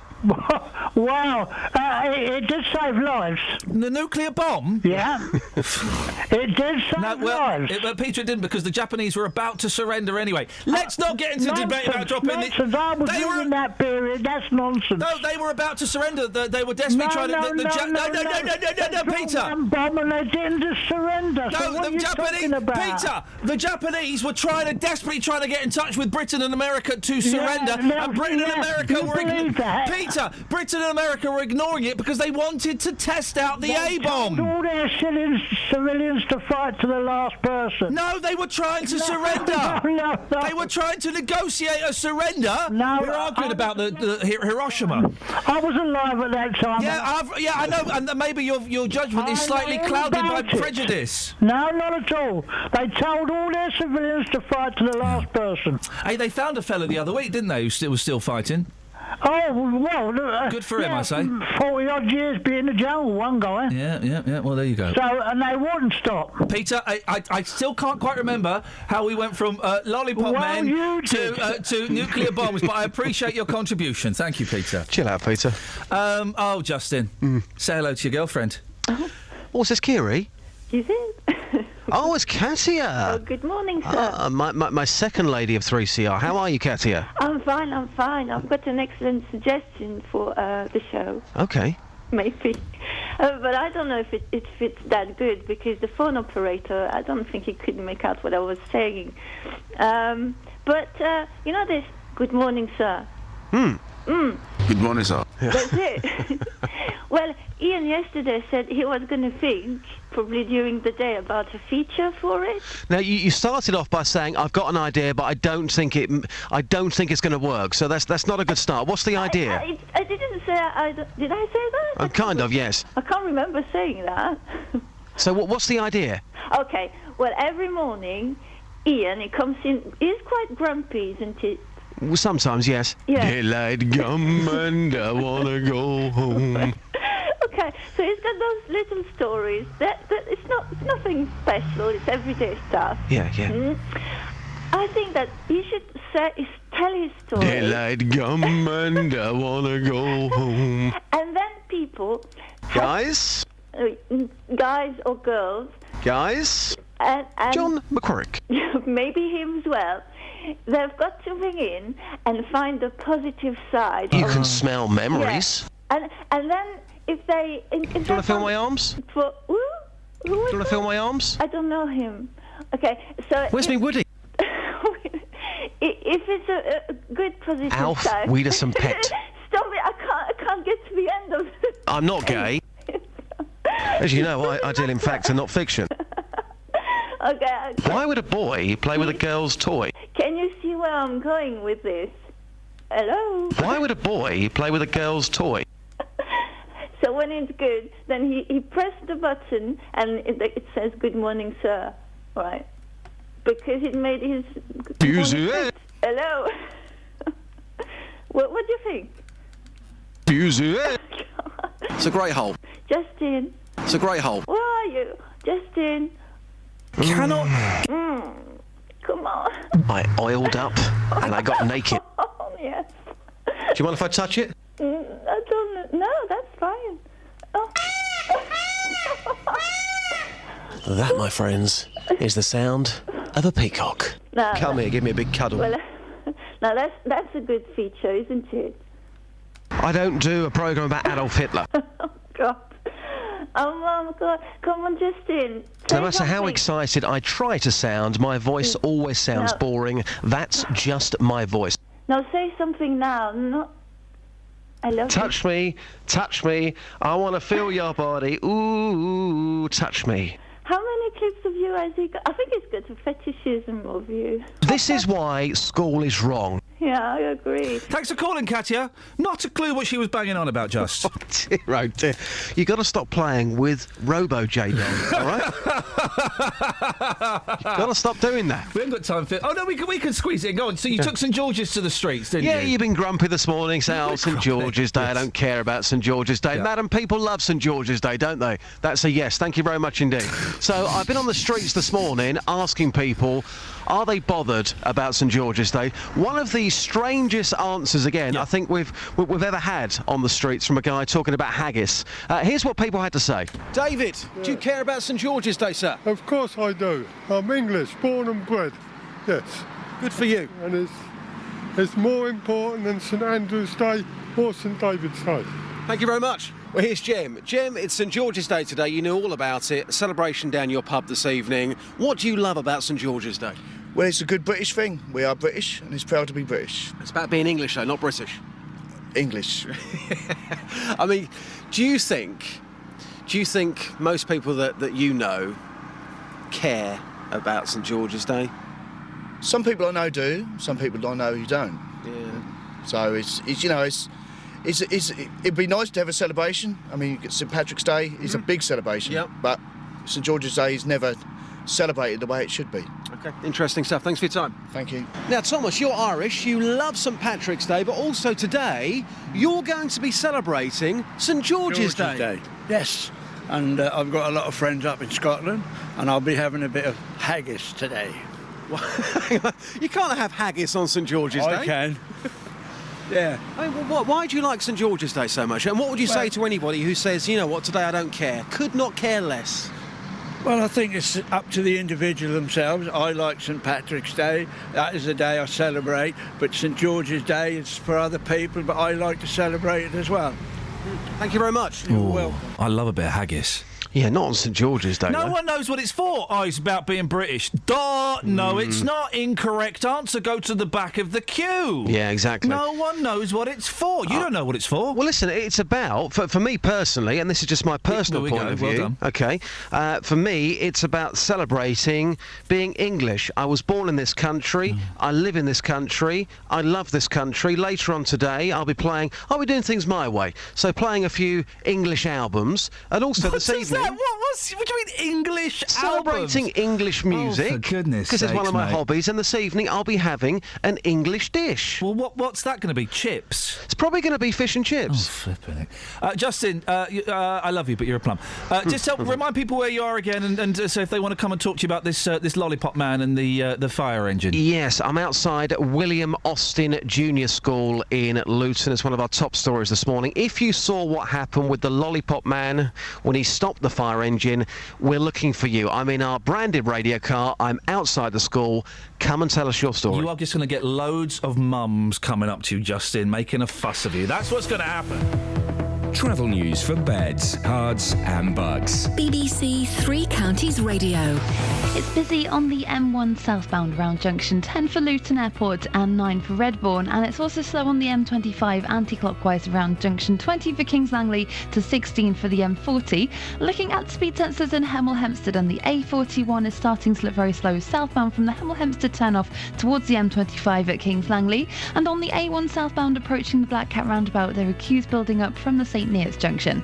On the train departure boards, there are no major delays showing up there at the moment. Samantha Bruff, BBC Three Counties Radio. Thank you very much. Doorbells. Knockers are better. 7:47. I haven't got a clue what that is, have you? You should have been listening between 6 and 7. Thursday the 23rd of April, I'm Iain Lee. These are your headlines on BBC Three Counties Radio. An investigation is underway after a lollipop man stopped a fire engine on its way to a 999 call in Luton. David Cameron will attend an emergency meeting of EU leaders in Brussels to discuss the growing migrant crisis in the Mediterranean. And Thameslink trains are running normally this morning after major disruption last night after a person was hit by a train. Let's get the weather. Here's Elizabeth. Beds, Hearts and Bucks weather. BBC Three Counties Radio. Hello, very good morning to you. We've got quite a lot of cloud around, some mist patches through this morning, but it is going to turn into a nice day, so just stick with it. We'll get some sunshine eventually. Certainly through the afternoon, there'll be plenty of blue skies, some good spells of sunshine, leading to a really pretty end to the day. Lots of sunshine around, but just a rather chilly easterly breeze. We're certainly keeping that. We've been seeing it over the last few days, and in exposure to that, then it's going to feel really quite chilly at times, but lots of sunshine through the afternoon. Top temperatures will get up to 13 or 14 Celsius. That's 57 in Fahrenheit. So the cloud hanging on longest, I think, towards eastern areas of Hertfordshire. Now, as we head through into this evening and overnight, it will stay dry. There'll be some mist patches, possibly some cloud into tomorrow, lows of 6 or 7 degrees, but more importantly, the wind is swinging around to more of a southwesterly into tomorrow, so it's back to normal weather-wise, as it were, by tomorrow. Now, there'll be more in the way of cloud, but we should see some brightness and some sunny spells around at times. Still feeling mild, 15 or 16 degrees, and we'll have lost the chilly easterly breeze to be replaced with the southwesterly that's going to drive in some low pressure systems. So basically, it's going to rain. We're going to get some showers on Friday night into Saturday, and then Saturday and Sunday looking quite showery at times. Still reasonably mild, 15 or 16 degrees, perhaps some brighter spells at times too. A chilly northwesterly wind, though, setting up into next week. That's the forecast. With the season very nearly over, there's still plenty to play for. And MK Dons get their third goal. This game's over. On Saturday, we'll bring you an extended three-county sport. Watford travel to Brighton for the early kick-off, knowing a win will keep them top of the Championship. And it's falling in! What a goal by Craig Cathcart! Then at 3, we'll bring you MK Dons, Luton, Stevenage and Wickham as they all chase promotion. Goal number 3 for the Hatters. Dembele! It's forced in! It's there! Wickham Wanderers 2! Exeter City 1! Three Counties Sport, Saturday from midday here on BBC Three Counties Radio. What are you doing for St George's Day? Nothing, I bet. Nothing. I mean, why are you not? This came because we had a phone call. The complaining wouldn't come on air. Why aren't you talking about St George's Day? Graham's from Milton Keynes. Morning, Graham. Hello, Joe. Morning, Ian. I'm Ian. You're Graham, and St George's the day. What you got for us? I'm celebrating St George's Day. It's my birthday today. Hey, happy birthday, fella! How old are you, man? 46. Mate. What's it like? I'm going to be 42 in 6 weeks' time. What's it like being so old, Graham? It's ancient, mate. Feels ancient. Doesn't it just? You're going to be 50 before you know it. Stop it! Isn't that terrible? And then 60, and then it's game over. Yay! But you're celebrating your birthday. You're not celebrating St George's Day. Oh, I think I would do anyway, Ian. All right. Well, listen, Graham, have a happy birthday. Have a happy birthday. 46 years old. Only 42 this year, flipping it. Oh, dear, oh, dear, oh, dear. No one's going to be celebrating St George's Day, though, are they? I mean, that grubby flag of St George will be flying out of bedroom windows. Oh, dear. Earlier this week, this is a fascinating story. We spoke to Mike Clark. You'll probably remember him. He's from Harpenden. And his 96-year-old dad, Robbie, very humble man, he's a proper war hero. He survived a Nazi death march across Europe. And boy, oh boy, has he lived. Well, now he's not quite so well, his health's failing, and the local council are, they want him to move into a care home. Well, Mike joins us now. Morning, Mike. Good morning, Ian. How are you? Yeah, I'm good, thanks. How's Dad doing? Yeah, he's fine, thank you. He's still a little bit anxious about his near future, what his next few months are going to look like. This has been going on for a while. Let's for those who maybe didn't hear you the last couple of times you're on, let's just set the scene. Dad lives at home. He gets some carers supplied by the council, and he pays for some care. Is that right? Yeah, he lives at home. He needs 24/7 care, unfortunately, because of his health issues. He gets additionally 26 hours care support, which are provided by the council. So he pays for his live-in carer, which gives him 24/7 safety and security, really. But he's caned his savings, hasn't he? He spent all of his savings on this. He's caned a lot of it, yeah, over the last couple of years, really, 2 or 3 years. There was a little bit of a lifeline last time we spoke in that, was it the Royal British Legion had managed to find a few quid to help him stay a bit longer? That was Help for Heroes. Help for Heroes, excuse me, yes. Yeah, and Honour Our Forces, who have set up another GoFundMe site. So, yeah, but that's only a temporary reprieve, really. So where are we now, Mike? What's going on? Well, interestingly, it's St George's Day today, as you've been talking about, and my dad was repatriated from being a prisoner of war 70 years ago today. 70 years ago today, flipping. He was just a boy, wasn't he? Yeah, well, he was in his late 20s by then, so St George's Day means a lot to him. He's actually with me, we're going to hand in the petition to Brent Council at 2 o'clock this afternoon. The petition has grown to 186,000 signatures now.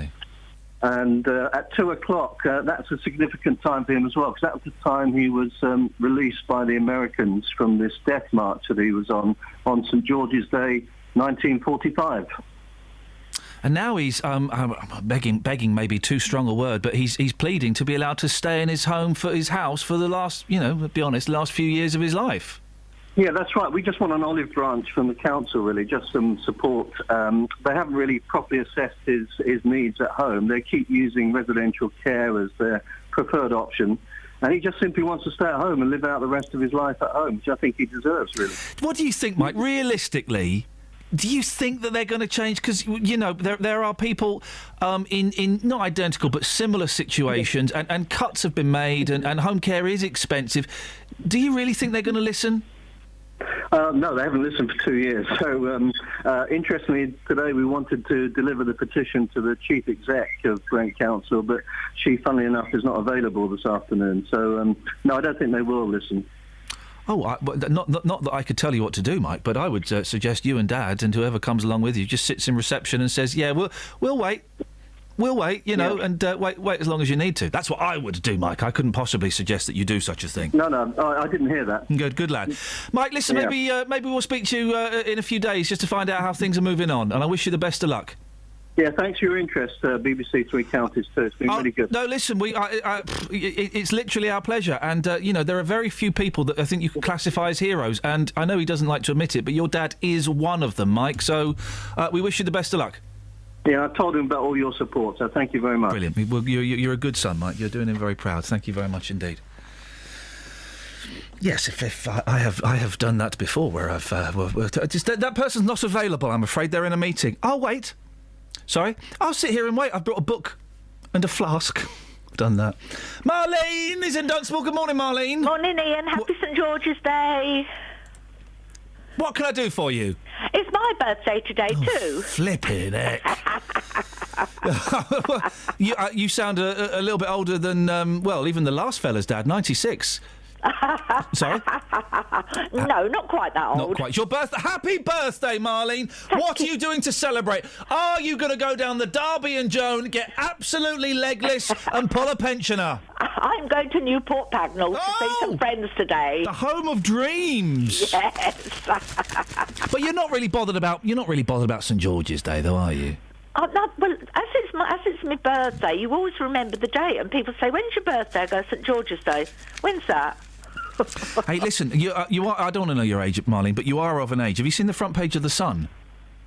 No, I wonder if this affects you. Go on. Number 9. It's time for a line. Old age pensioners coke binges at bingo halls. Bingo halls are awash with cocaine. That's a great gasp. As increasing... do that gasp again. As increasing numbers of pensioners get high on hard drugs. Never. Will you be getting high on hard drugs today, Marlene? No, Ian, I promise not. Mind you, it might straighten me monkey eye, might it? Marlene, you're a good sport. Thank you very much indeed. Across beds, hearts and bucks. This is Iain Lee. BBC Three Counties Radio. Good morning, sir. We've got Andrea's listening in America. You don't need to read up about St George's Day. Even English people don't know what St George's Day is, Andrea. We don't know what... We only get stroppy about it because the Irish have managed to market St Patrick's Day so well. They've marketed it as a horrible, loutish, thuggish booze-up where people carry giant inflatable... Basically, it's Guinness. Guinness have managed to convert St Patrick's Day into a booze-up. You walk through any town on St Patrick's Day and there's people wearing giant Guinness hats with shamrocks on and giant Guinness inflatable hammers, I seem to recall. All St George needs to do is to get like a British booze to sponsor it. That's the only reason we go nuts for St Patrick's Day. All of them are horrible, horrible days. Iain, can we put Matt Lockwood in a room with the JVS show and see how long it takes before the taser is drawn? Lockers is radio gold. There you go. I have fans, man. Why does he keep texting in? The Lockers has worked on the JVS show. It won't be happening again, is that right? Pretty much that was the general feeling I got. That was the general feeling he got. Travel news for beds, cards and bugs. BBC Three Counties Radio. On the M1 southbound, a lane's been blocked just after junction 11 for Dunstable Road because of a car that's broken down there. It's causing it to be extra busy in Luton on Dunstable Road. There are queues between the Skin Park Road and the M1 junction 11 for Dunstable Road. On the A1 southbound, it's slow from the St Neots junction to the Black Cat roundabout. And in Hemel Hempstead on the A41 southbound, it's slow from the Hemel Hempstead tunnel to the M25. It's also busy in High Wycombe on the A40 London Road in both directions. Samantha Bruff, BBC Three Counties Radio.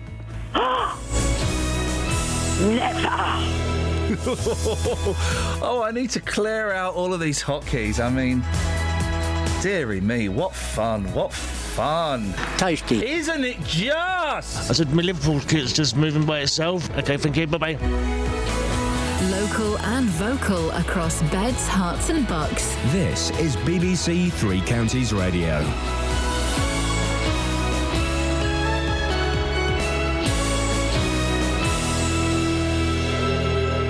It's 8 o'clock. I'm Simon Oxley. The headlines: Luton Lollipop Man suspended after stopping fire engine. EU leaders to discuss migrant crisis, and tributes to Milton Keynes teenager who died after road collision. BBC Three Counties Radio. An investigation is taking place into why a Lollipop Man stopped a fire engine on its way to a 999 call in Luton. It's claimed firefighters had to physically remove the crossing attendant from the street outside William Austin Junior School. He's been suspended while the Borough Council carry out an investigation. Jackie Britton, who lives nearby, saw what happened. Another group of children have come out. They were already on the pavement, and he just continued to cross them. He'd come out in the middle of the road. He was ushering them across the road. And I was like, oh my God, get out the road. And then 4 or 5 firemen got out of the vehicle and sort of escorted him off the road. David Cameron will attend an emergency meeting of EU leaders in Brussels today to discuss the growing migrant crisis in the Mediterranean. More than 800 people drowned off Libya's coast at the weekend. Italy is urging the European Union to consider taking military action to stop the flow of migrants trying to cross from North Africa to southern Europe. Tributes have been paid to a Milton Keynes teenager who has died in hospital the day after her 18th birthday. Justine Connolly was in collision with a car on the V2 Tattenhoe Street, close to her Medbourne home on Friday afternoon. The Milton Keynes College student died yesterday at the John Radcliffe Hospital in Oxford. College principal Dr Julie Mills has paid tribute to a fun, bubbly and popular student. Hundreds of school children as young as 8 have been caught with drugs on school premises across the country, according to new figures. In this region in the last 3 years, 1 case of heroin in Hertfordshire, 2 cases of crack cocaine in Bedfordshire and 1 case in the Thames Valley have been discovered by police.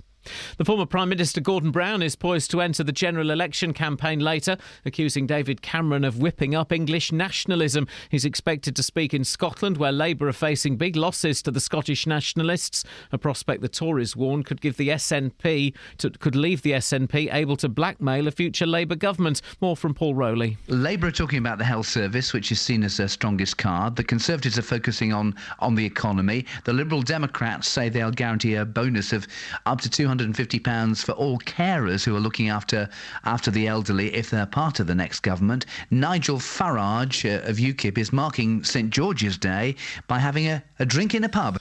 The parents of a newborn baby who became Britain's youngest organ donor when he died less than 2 hours after birth have spoken of their pride in their son. His tiny kidneys were transplanted into an adult in Leeds. Thameslink and East Midlands trains from Bedford and Luton into London are running normally this morning following major disruption last night. There were delays and cancellations after a person was hit by a train at Hendon. In sport, England were 74 without loss at the close of day 2 of the second test against the West Indies in Grenada. That's in reply to the home side's 299. The weather, a cloudy start but brightening up through the morning with sunshine this afternoon, a maximum temperature 18 degrees Celsius. And you can get the latest news and sport online at bbc.co.uk/3 counties.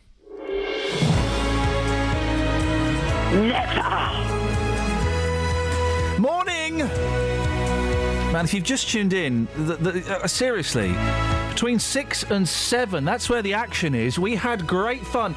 I can't tell you what happened.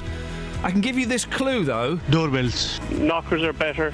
Doorbells. That happened between 6 and 7. Sadiq said live on the radio. Doorbells. But why did he say it? You'll have to listen again. Thank you, Matt. Lollipop Man got the boot for stopping a fire engine on the way to a fire. Dealey's outside the school. We'll find out exactly what happened. St George's Day. Oh, man, really? Who gives a stuff? You're only saying you do because the Irish have managed to market St Patrick's Day, and you're jealous.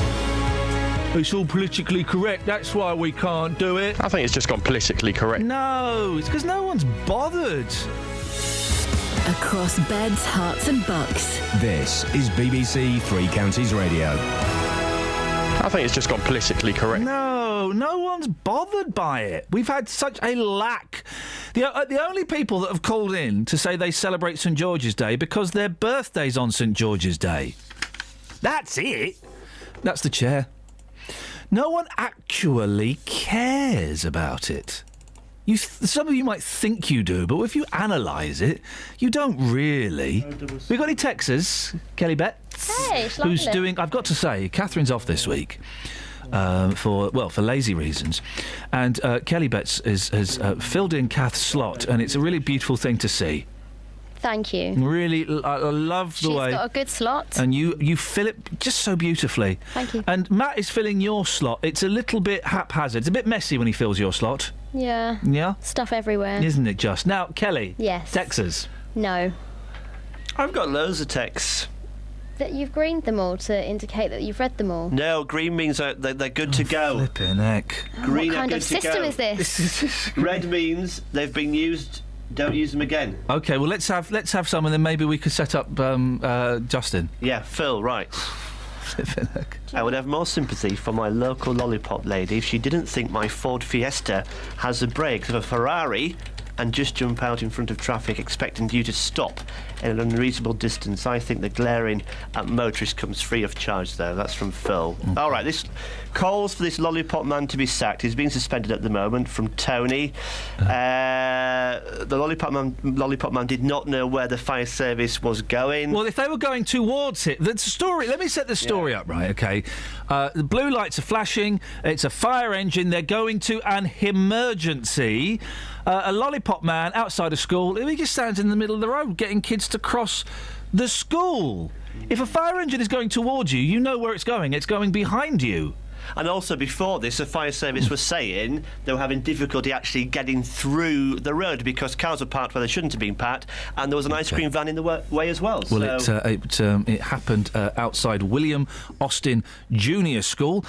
Justin Daly's there right now. Morning, Just. Morning, boss. Yes. What's the atmosphere like? Electric? No, very quiet at the moment. But you talked this morning about whether we need lollipop men or lollipop women. Of course, this person has been suspended, and all the locals round here saying to me that since that suspension, and they haven't replaced the lollipop man, it's been absolute chaos down this road here in Luton. So I'm outside the school, the William Austin School in Luton. I'm with Jackie Brattain, who is a former lollipop lady herself, and Iain, she actually saw what happened. Well, let's find, because we've heard different things from different people.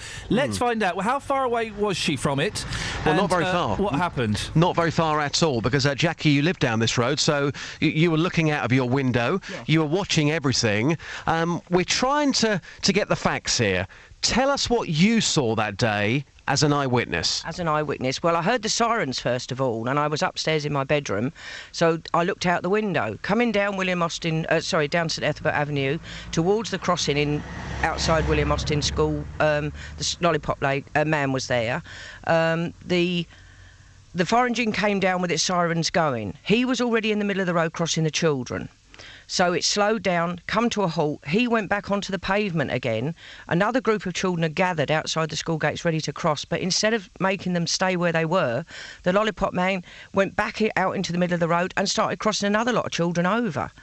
At that point, 3 or 4 of the firemen got out of the actual engine and went over to speak to him. They sort of went round him and they, sort of ushered him back onto the pavement again and the children back onto the pavement again. I couldn't hear what they were saying to him.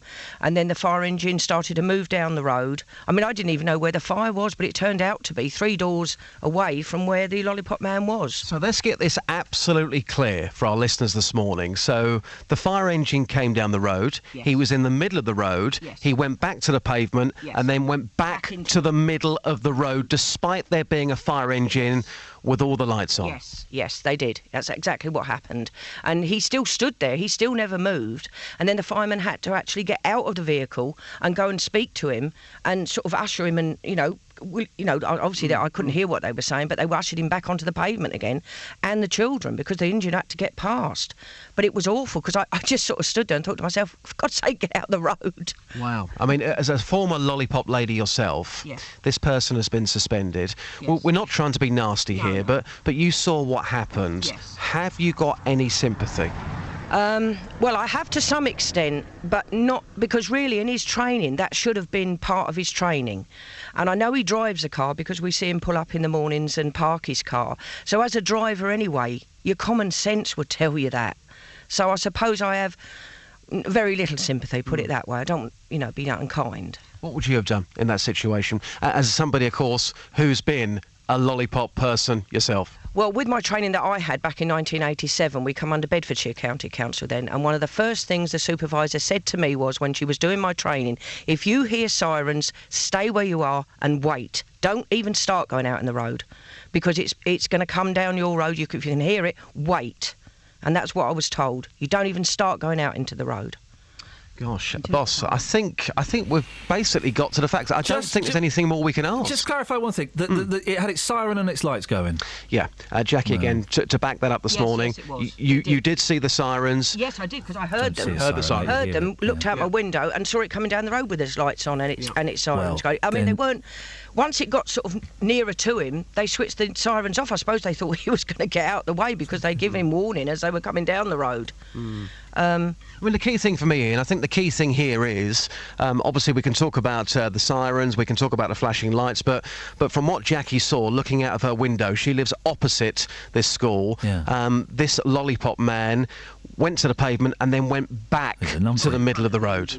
So that for me is the key thing. If he was in the middle of the road, that's one thing, but he went and then came back. Yeah, he's a numpty then. That was what that's my point, Jackie, thank you very much. Justin, excellent stuff. Indeed. Well, in that case, he's a numpty. Your opinion, not mine. Well, obviously. Well, how could you argue any other point? He's a numpty. Yeah. Thank you. But again, to go back to one of the key points we mentioned earlier, it's all very well suspending somebody, and based on those facts, and you'd probably say that was the right decision, but they haven't had a replacement. This road here is very, very tight. There's vehicles parked on both sides of that road, and people can have their debates about whether we need lollipop people or not, but the locals here are saying that since that person has been suspended and not been replaced, things down this road are very, very dangerous. Oh, well, the parents should obviously be helping the kids cross the road. Do you want to stick around for a bit, just see if you can speak to some mums? Yeah, if you want to, no problem. I'm sure the mums would like to speak to you, Justin. Speak to you in a little bit. Thank you. Cheers, mate. Ta-ta. Nigel's in Aylesbury. Morning, Nigel. Morning, Ian. How are you? Hello. Do you know what? I've got a long day, Nigel. I've got to go to London after this, and I've got meetings, and I won't get home till about 7:30 tonight. Okay, neither will I, so that's all right. We'll all work together on that one. Lovely. I've been up since 4:10, Nigel. What time did you get up, Nigel? About 6:30 to take the children to school. Yeah, so there we go. Thank you. No worries. Your point, please, Nigel. Thank you. My point is that I need to apologise to you, Ian. I'm really sorry. Well, you do. Yeah. I phoned up a couple of weeks ago and was on the side of lollipop people and saying how wonderful they were, and then you put this story on the radio. And I need to apologise because I just think, as you've put it, I think he was a numpty. Flashing lights and the fire engine coming down the road. You don't walk out in front of it. You stop the children. You make the children aware that you don't cross the road when there's a fire engine. Well, it's education for the kids. It's education for the kids, isn't it? It's a lesson for them. What a great opportunity to give the kids a lesson on the streets. Yeah. Totally, which is what you do which is part of the highway code, and it's part of that you give way to the ambulance. Any emergency service on a blue and 2, you need to give way to them. And sorry, he deserves the suspension to be reassessed and retrained if he gets back. I wouldn't let him back. So I apologise for saying that all lollipop ladies and men are brilliant and need to be kept. Nigel, I accept your apology. Do you agree with me now? We should get rid of all of them. No, I don't agree. Get rid of them all. Sorry, let's press the button, Nigel, and eliminate all lollipop people. We don't need them. They're still needed. Why are they needed? Well, again, we had that discussion, and you said that I go on and on about it, but it's to give that protection because some car owners and some car drivers don't look at and don't think that when they come to a school, it becomes a more important area to slow down. But that's the same on any road, Nigel. And also, if the kids aren't... No, it's not, because there's more people, there's more children, there's more younger children around the school area. And did you know that it's a 5-year-old child that the view from their eye level is the same level as the... No, it's the same level as the bonnet of a car. So if there's a car parked in the middle of alongside of the road, they're not going to be able to see past that to be able to see. No, but the adult, the adult holding the hand of the 5-year-old will be able to see. Correct. I wouldn't let a 5-year-old cross a road on its own. But again, it's the fact that you still have this issue where cars still drive along, and although maybe there's a 20-mile-an-hour speed limit, they will not obey that 25-mile-an-hour or 20-mile-an-hour speed limit. They'll go faster. The children can still go out further into the road if they're having to cross. I mean, the whole sort of Green Cross Code thing, wasn't it? Find a safe place to cross. But when you've got cars that do park in front of and around schools because parents are lazy. Yep. Then you have that issue that you have no clear areas to park, so that to cross. So that lollipop lady or man gives that area thing from there. So, Nigel, listen, I appreciate you calling back, and I accept your apology. It takes a big man to apologise and a small man to break my heart. No, hang on, what? Travel news for beds, cards and bugs. BBC Three Counties Radio. In Luton, it's busy on Dunstable Road with queues between Skimpot Road and the M1 because of an accident earlier on the M1. A breakdown, on the M1. But on the M1 southbound, all the lanes have reopened just after junction 11 for Dunstable Road, so that is all running as normal again. So we should see those delays in Luton start to ease off on Dunstable Road. On the A1M southbound, it's looking very slow between junction 2 for Welham Green and the M25 at South Mims. And on the M25 anti-clockwise, it's heavy between junction 19 for Watford and 16 for the M40. But on the train departure boards, there are no reports of any major delays at the moment. Samantha Bruff, BBC Three Counties Radio. Thank you, Sammy.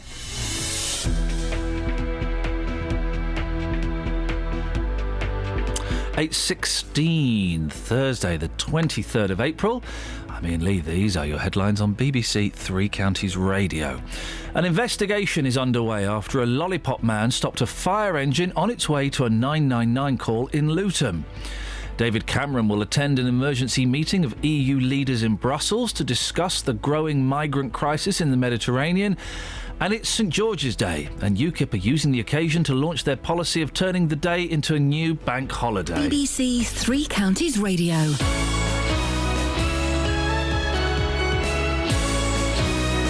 You a bit sniffly? Yeah, I'm a little sniffly. Is it lurgy or hay fever? I think it's hay fever. Okay. Because I don't feel unwell in any way. In fact, I feel most sprightly. You're very smart. Thanks very much. Very smart. So do you. Well, very cowboy-esque. Thank you. That's the look I was going. I'd love it if it was acceptable to wear a cowboy hat in the street. I saw a bloke yesterday, actually in Uxbridge, wearing a cowboy hat, and I thought, what a word that rhymes with cowboy hat. But it would be good if we were allowed to wear them, wouldn't it? Yes. Yeah.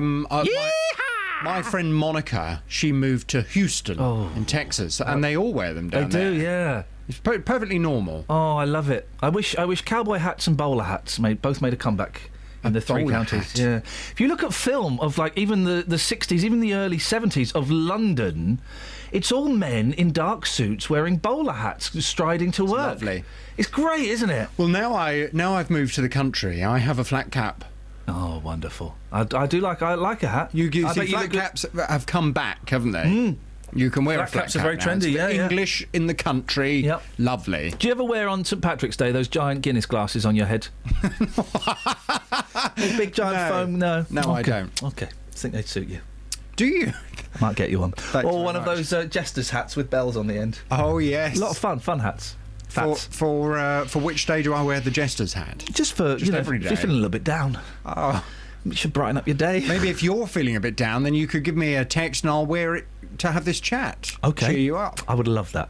I would genuinely love that more than I can say. What's on your show this morning? Well, it's funny you talk about St Patrick's Day because, and I know you've been discussing this morning on your show. Yes. Of course, today is St George's Day. Yes. Happy St George's Day to you, Iain. It's certainly a nice Thursday, yeah. Last night, Nigel Farage told the BBC that the people who sneer at St George's flags are the snobby, liberal London elite. And there are lots of normal people across the country who enjoy being patriotic. UKIP culture spokesperson Patrick Whittle says the party wants St George's Day to be a bank holiday as there's more to life than just the economy and patriotism is important. Well, he's doing it in a pub, isn't he, today? As a surprise. Well, from 9 this morning, I'd Yes. like your reaction to this. Are you unpatriotic if you don't celebrate St George's Day? Would you describe yourself as unpatriotic? Normally my sighs at your questions are internal. That was external, sorry. No, I don't buy patriotism. I don't get where my mum and dad chose to have it away and then, where I popped out. I don't get why I should be proud of that place. But no, St George's Day, it's a nonsense. People don't even know who St George was. We had one fella, I'm supporting it because it's about being British. No, it's not. It's about being English, you plum. And where was St George from? Turkey. Yeah, exactly. But Iraq celebrates St George's Day as well. It's a day for us as Iraq and English people and Iraqis everywhere to be a bit proud, isn't it? Of what? Of being English. What? From 9 this morning, I'd like your reaction to this. Are you unpatriotic if you don't celebrate St George's Day? Your call on 08459 455 555. BBC Introducing. On Saturday, BBC Introducing brings you a very special gig. We'll be live from the Forum, Hertfordshire, with exclusive performances by Fallow Fields. I guess they're right, but how can this be? And Room 94.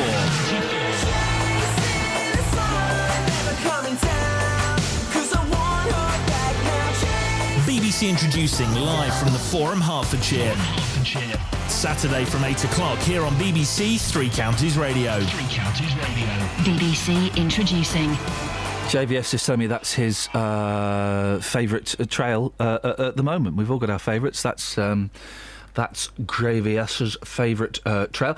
I mean, this whole St George's thing, the thing is, no one's called in this morning to say that they are bothered by St George's Day, apart from two people who only because it's their birthday. It's your birthday, it's your birthday. What song's that?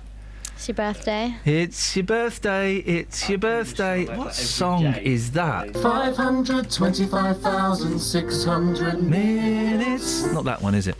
No one's bothered by it. Also, I want to feel happier about St George's Day than I do. I think I should, but there's not enough going on. Here's a question. It's about being English, right? Yeah. What does being English mean? What does that mean? Can you just tell him to, shut up? Matt? Just keep the noise down a little bit and, just we're on the It's radio. only Colin. What does being English mean? Does it mean anything? Where are you? Well, he's whispering in a really loud voice. Have you got his mic open? No, I haven't. Wow. That's just your microphone and his boomy northern voice. What does being English mean? What does it mean? What, you eat chips and you play Xbox and you drink and you're a little bit, a little bit lazy? What does it mean? Don't know. It's being English. I'll speak to you when he's finished taking personal calls. School children as 08459 455 555. By the way, BTW for the win. FTW. School children as young as 8 have been caught with drugs on school premises. That's according to Freedom of Information responses from police forces across the country. Last 3 years on school premises, there's been one case of heroin in Hertfordshire, 2 cases of crack cocaine trafficking in Bedfordshire, and 1 case in the Thames Valley of secondary school student taking ketamine. It's primarily kids with weed, basically. I'm not saying it's good or whatever. I just wonder how much things have changed because there were kids with dope in my school at 14, 15, 16. Is it any different? Richard Smith runs a drug awareness programme in schools called Street Aware. Morning, Richard. Good morning, Ian. How are you? Yeah, I'm fine, thank you. Good to talk to you again. Just remind those who perhaps didn't hear you last time, or inform them for the first time, why you started Street Aware and what your background is. Right, I started Street Aware basically because we experienced problems with my son who got himself into trouble with legal highs. And what we found was that the services available to us were fine if you were taking heroin or cocaine or had a problem with illegal drugs, but there was no real service support for these legal highs, which was a rising trend. So I set out to try and educate and raise awareness in schools of these substances and offer some harm reduction advice as well. So when you hear things like this story that you know, kids as young as 8, I mean, I think it was one kid. I'm really trying not to overplay the stats on this, Richard, because I don't want it to become a terror mongering story. But a kid as young as 8 and a few instances of Class A's in schools. I mean, we're never going to stop that, are we? No, you're never going to stop it. The worrying thing when you start to talk about statistics, I mean, you've quoted some stats there. I've read through this paper from the Press Association, and it shows over 4 years a 38% decrease of these illegal drugs year on year, which you would think would be a good thing. But if I throw another stat to you that isn't in there, new psychoactive substances, which is legal highs, from 2013 to 14, there's been a 169% increase over that same period. So it's not that usage is dropping, it's that people are switching to legal equivalents of these drugs, which are far more dangerous in many cases. Why do you say they're more dangerous? People might be surprised by that. They're far more dangerous because they're an unknown quantity. People have no awareness of what's in them. What they basically are is a replica of an illegal drug that they analogue it, they change the molecular structure to make it legal. So it has a different chemical makeup, and of course what they do is take a base central drug and then build chemicals around it. And the short answer is you don't know what you're taking. We're never going to stop it. I don't think we're ever going to stop it, Richard. What do we do to make things safer for young people? Well, we raise awareness of the problem. We educate them sensibly. I mean, just saying no to a young person is not an answer anymore. They do think they're above it, and you know, not me. It's not going to happen to me. So raising awareness, sensible advice, and just basically making them aware of the dangers of this new era of drugs. I mean, it's Breaking Bad gone bad, basically. You can talk about legality of drugs, whether they should or shouldn't be illegal. I think it's academic at the end of the day, because there have been illegal drugs, as you said earlier. Cannabis has been illegal as long as I can remember it. And it is a gateway drug. It's the thing they all start. You were quite right. Young children in school do try cannabis. Some of them will progress on to other things. Some of them won't. They won't like the effects. Richard, listen, I've got to move on. I really appreciate your time as always. Always good to talk to you. Richard Smith runs a drug awareness programme in schools called Street Aware, and it's probably, I would suggest that he's got his head screwed on when it comes to this stuff a little bit better than a lot of other people. Kieran's on the line. Good morning, Kieran. Good morning, Ian. Good morning, sir. Good morning, sir. What have you got for us, Kieran? Well, I was just a bit perturbed by some of the comments you made about St George's Day. I felt like most of the English people I speak to are quite proud of St George. Why are they proud of St George? Tell me about St George, Kieran. Well, obviously he was born in Turkey. He was a Roman soldier that, you know, took umbrage to the way the Christians were being basically persecuted. But I mean, that's by the by. But why are you proud of why are you proud of that? You just said you're proud of St George. So what are you proud of St George for? I said most of the English people I speak to are proud of St George because it's our patron saint, and we've got lots to be proud about. Well, why are you proud? Are you proud of St George? Well, yeah, I mean, he's a Well, why are you proud? Kieran, tell me why you're proud of St George. Well, I feel it's a day that we should be celebrating because England is a great country. No, why are you proud of St George? What do you mean? Why am I proud of St George? He's a patron saint. He's a patron saint of England. But so why are you proud of him? What has he done today? What has he done to make you feel proud? What do you mean? What has he done to make us feel proud? Well, Kieran, you said you're proud of St George. What did St Patrick do for the Irish to make? That's not the question, Kieran. You've said you're proud of St George. Why are you proud of him?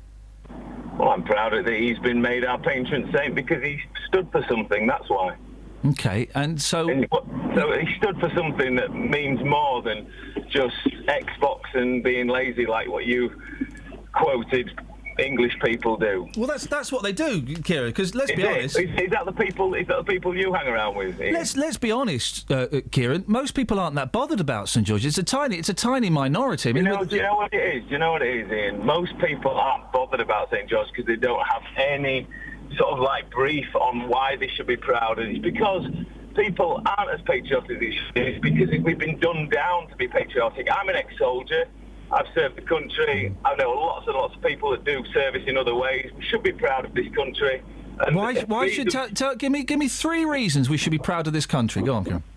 Well, we've got a great human rights record. We have the best army in the world, best trained that is, and we have also have always shone a light. If it wasn't for this country, there wouldn't be so many people doing so well. I don't know what that means. If it wasn't for this country, there wouldn't be so many people doing so well. What does that mean? Well, in this country, we have a democracy. Well, we've got 1 million people using food banks. That's doing well, isn't it? Well, no, of course not. It could be doing a lot better. Obviously, it could be doing a lot better, and I'm hopefully this with the next general election on its way, might see some changes possibly. But I mean, listen, at the end of the day, the whole global economy is on a bit of a downturn. That's because obviously the human race is just so consumer based. But we've moved off the subject. At the end we have, and that's what makes conversation so good. I don't want to ruin your show with a load of. Don't worry, Kieran. I think I did a good job of that myself in the last hour. But I appreciate your concern, Kieran. Listen, thank you for your call. I've got to move on, mate. Thank you, mate. Travel news for beds, cards and bugs. BBC Three Counties Radio. On the A1 southbound, it's queues starting to build up from the St Neots Junction now to the Black Cat roundabout. In Puckeridge on Standon Hill, it's very slow between Ermine Street at the Puckeridge roundabout and Albury Road at Adam Ford. In High Wycombe, the A40 London Road is slow in both directions. And on the motorways on the M25 anti-clockwise, it's really busy between junction 19 for Watford and 16 for the M40. On the M1 southbound, it's also looking very slow from junction 10 for Luton Airport to junction 9 for Redbourne. But checking the train departure boards, and there are no major delays showing up at the moment. Samantha Bruff, BBC Three Counties Radio. Thank you, Sammy. Across beds, hearts and bugs. This is BBC Three Counties Radio.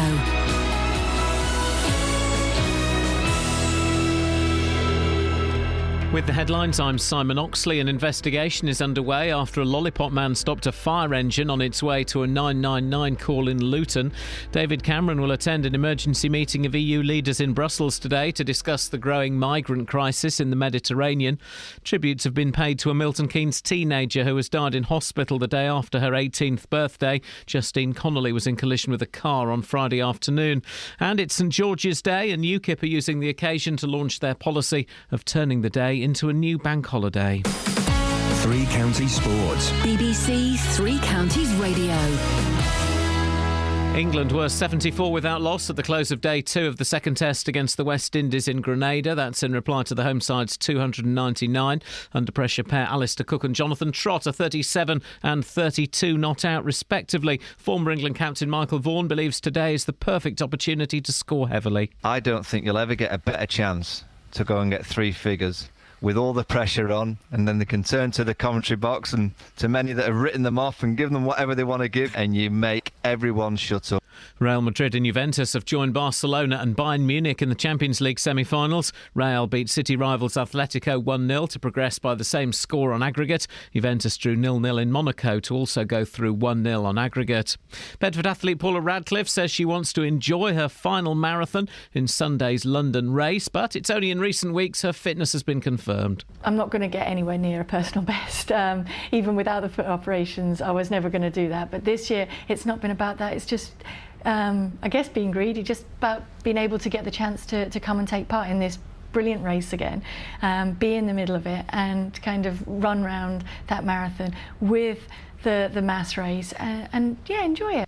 And in ice hockey, Great Britain coach Pete Russell is the new head coach of Milton Keynes Lightning. He will combine his role with the national team with the day-to-day running of the MK team. Long-serving Nick Poole has taken on the role of general manager. BBC Three Counties News and Sport. The next full bulletin is at 9.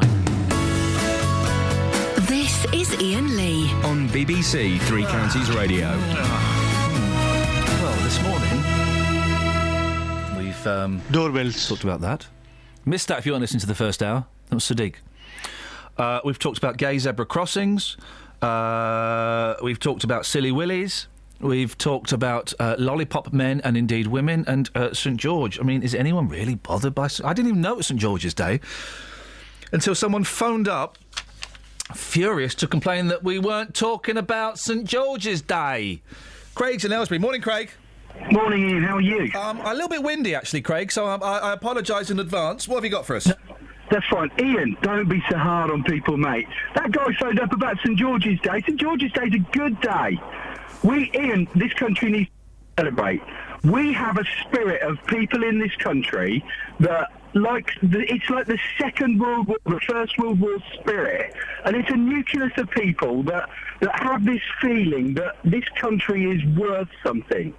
Ian, you wouldn't be sat in your job being able to speak the way that you do, Ian. Here we go. Free speech. We haven't got Craig. We haven't got free speech on here, mate. I hate to break it. No. Well, you have to. No, Craig, I haven't. There are really strict rules about what I can and can't say. That's the BBC. That's not freedom of speech. No, Craig, that's broadcasting. That's the laws of broadcasting. There are really strict things. I can't libel someone. I can't swear, and I can't tell you who I'm going to go and vote for. So those are quite. They're not bad things, are they? Well, no, but that's instantly. Those are the first. You just mentioned freedom of speech. It always makes me laugh when people think we've got freedom of speech on the radio. We haven't at all. There are three really strict things that we can't say. So freedom of speech is a myth. Next point. Ian, just climb down off it for a second. No, Craig, right? I'm not, because you've said something, Craig, that's incorrect, and all I'm doing is correcting you. So freedom of speech is a myth. Next point. Right, Ian, I've said something that was incorrect. Okay, but this country. I accept your apology. It's a pleasure, Ian. I would always apologise if I'm wrong. Don't accept your sarcasm, though, Craig, so make your point. Ian, look, this country, we do have freedom of speech. Well, we don't, mate. We don't. We don't. No. I'm not arguing with you on this one. Well, no, because you're wrong. All right, I'll tell you what I'll do is I'll go and stand out in the street and say, OK, guys, let's go and beat up black people. I'd get done for a hate crime. So we don't have freedom of speech, Craig. It's a myth. But carry on. No, it isn't. That's your opinion, Ian. Well, no, it's a fact, mate. Craig, it's a law. Going down that road. No, we are. But no, Craig, because we are going down that road because you brought it up. There is a law. There is a law. Craig, we'll get to the... Craig, listen, listen, I'm turning you down. I never do that because it's rude. We'll get to your point, Craig. We've got 25 minutes. We'll get to your points in a minute. You don't have to cram it all in. But the thing you said about freedom of speech is incorrect. There are laws which dictate what you can and you can't say. That's a fact, mate. All right, Ian, my second apology to you this morning is the fact then that we don't have certain levels of freedom of speech. Boom, we're in. Right, we're in, Craig. Let's move on. Mate, Ian, I love your show. I love the way that your personality is so different from everyone else. Ian, this is a good day. We need something. You said about the food banks earlier. And do you know what? If it wasn't for the people of this country that operate those food banks free of charge, they give up their time, people give up their money, because that is what this country is about, mate. The country is about 1 million people not having enough money to feed their children. I'm proud of that, Craig. Ian, when things are tight, mate, people pull in. And whether you like it or not, whether that's a good thing or a bad thing, that is the spirit of this country. Yeah, why love it. Why have I heard so many people phoning up at various radio stations saying that those poor souls that are drowning at sea, we should let them drown? I'm hearing that a lot across the radio dial at the moment. So that's not very good-natured, is it? No, it's not. But that's not St George's, is it? That's not Great Britain. That's not England, is it? Well, no, I suspect that's what more people think than otherwise, Craig. No, but you're also suspecting. No. I'm not going to bring a downer on this day, Ian. Craig, but and Craig, let's go on fact. You wanted to go on fact earlier. The fact is, you're only suspecting. And that's what he said. Well, the fact is, Craig, let's have a good day, Ian. Oh, Craig, stop shouting. Calm down, you silly sausage. The fact is, I've heard people express those opinions. So those opinions do exist. But why should what is it? It's just a day. So what are you going to do to celebrate a Palestinian man who killed people? What are you going to do to celebrate that, Craig? Come on, look. Today we need something to celebrate. We need something to get hold of. What are you going to celebrate? What are you going to do to celebrate a Palestinian man who killed people? What are you going to do to celebrate? Hold on a minute. Do you not? Are you proud, Ian, of this country? Are you going to answer the question? I'll answer your question. You answer mine. Go on, then. Go on. I'll ask for a third time, Craig, and maybe you'll listen this time. Okay. All right. What are you going to do today to celebrate a Palestinian man who killed people? What are you going to do? The Palestinian man that killed people. What he was doing was standing up for something that he thought was right. Are you going to answer the question or not? Well, what do you want me to do? Do you want me to say? What do you want me to say? I'm proud. I'm going to celebrate the fact he killed people. No, Craig. He stood for something. Craig, do you want me to ask the question a fourth time? Because the fourth time is going to be the last time I ask it. Go on then, and then you can cut me off. Go on. Well, if you don't answer it, Craig, I will cut you off. Go on then, ask me the question again. I'm building up to it, Craig, because I suspect you need a run-up, okay? Because it's the fourth time, okay? Okay, mate, go on. If you answer the question, you win the right to stay on a little bit longer. If you don't, I'm going to go to Chris and Colin, okay? Okay, go on. So for the fourth, and indeed the final time of asking, what are you going to do to celebrate a Palestinian who killed people? Right. Let me answer this now. I am not going to celebrate a Palestinian man that killed somebody, but I will feel good about somebody who does stand up. Craig, you're not answering the question, mate. I've got to let you go, fella. I've got to let you go. Four times the question was asked. 4 times Shouty Craig didn't hear it. Listen, it's St George's. I'm not saying, hey, let's ban St George's Day. You want to do it? That's groovy, man. Go and do it. But you'll be in a minority. Thank you, Craig. Chris is in Bedford. Morning, Chris. Morning, Ian. What have you got for us? Hi there, mate. Right, St George's Day. I partly agree with Craig that's just been on. Okay, we should celebrate it. Why? It's basically a case that we've... Why? Why? Why should we celebrate it? This is what I don't understand. Why should we celebrate it? Because it's the last bit of English bit of history that we've got. He was an English, mate, and they celebrate it in Iraq. I know they do, but St George and the English flag has been part of our history for almost 1,000 years. And what do you mean? And what do you mean? It's the last bit of English that we've got. Well, everything we do, we tend to be put down. We're racist. We're not allowed to do this. I think it's just gone politically correct. What have you been put down for doing that's racist, Chris? Beating up Pakistanis, because that could be considered racist. I can't think of anything. Well, what have you done that's been put down as being racist? I go out every St George's Day with flags all over my car. Good for you, but that's not racist. And I have been told in several workplaces to remove them because they offend people. Okay, who's told you to do that? My boss. Okay, what kind of company do you work for? I used to work for agencies working in warehouses. Okay. Well, but did he say it was because it was racist? Yeah. Your boss said, take down those St George's flags because they're racist. Yeah. Your boss said, think about it, he said, take down those flags, Chris, because they're racist. That is correct. Well, with the greatest respect, I'm not convinced. And secondly, well, that's nonsense. Of course it's not racist. Well, it's the Union flag, okay, the Union flag or the flag of St George? Which one are we talking about? Sorry, I'm getting mixed up here. I know. The flag of St George has been hijacked. No, it hasn't. By several organisations. No, it hasn't. The flag of St George, Chris, it. hardly anyone looks at the flag of St George as being racist. It's a myth. Of course it's not racist. It used to be. OK, but maybe there was a little bit of flirtation with the National Front in about 1977, but that's it. The flag of St George isn't racist. So what have you done that, apart from having an idiot for a boss, what have you done that you've been told is racist? Just basically being English. Well, give me, no, you hang on a minute, mate. Yeah. Come on, Chris, let's get to the... What have you done? Where have you done something and someone's gone, you can't do that, Chris, that's racist? It's basically flying the English flag. That's the only time, so once? That's the only time, yeah. So once you've been told you've been racist. So you saying you can't do anything English because it's perceived as racist, there's one instance of that happening? Yeah. Thank you, Chris. Let's go to Colin in Dunstable. Good morning, Colin. Morning. What have you got for us, boss? I'm enjoying this. This is like the old days. This is like 11:30 at night. This is brilliant. I would celebrate St George's Day, but I can't find any dragons to slay.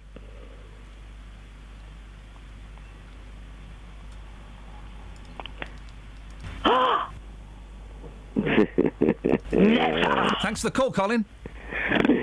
Is that all you got to say? Well, is that all you've... hang on a minute. Are you asking yourself that question?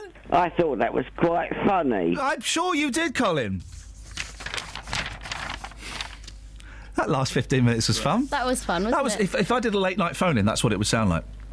Listen, I'm not... 08459 455 555. I'm not saying don't celebrate St George's Day. I just suspect... I know you'll be in the minority, and I don't get it. I don't get the point of it. I'm not necessarily unpatriotic or pro-patriotismistic, but I don't... St George's Day, I don't get it. It's just, you know, that guy, I can't do anything English because you're racist. Well, what?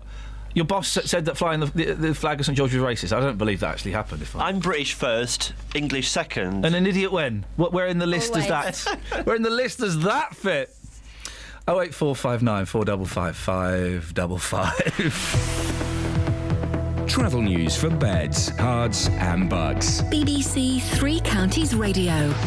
On the M25, it's looking really busy anti-clockwise between junction 18 for Chorleywood and 15 for the M4, and it's also slow on the approach on the A1M southbound from Welham Green towards the M25.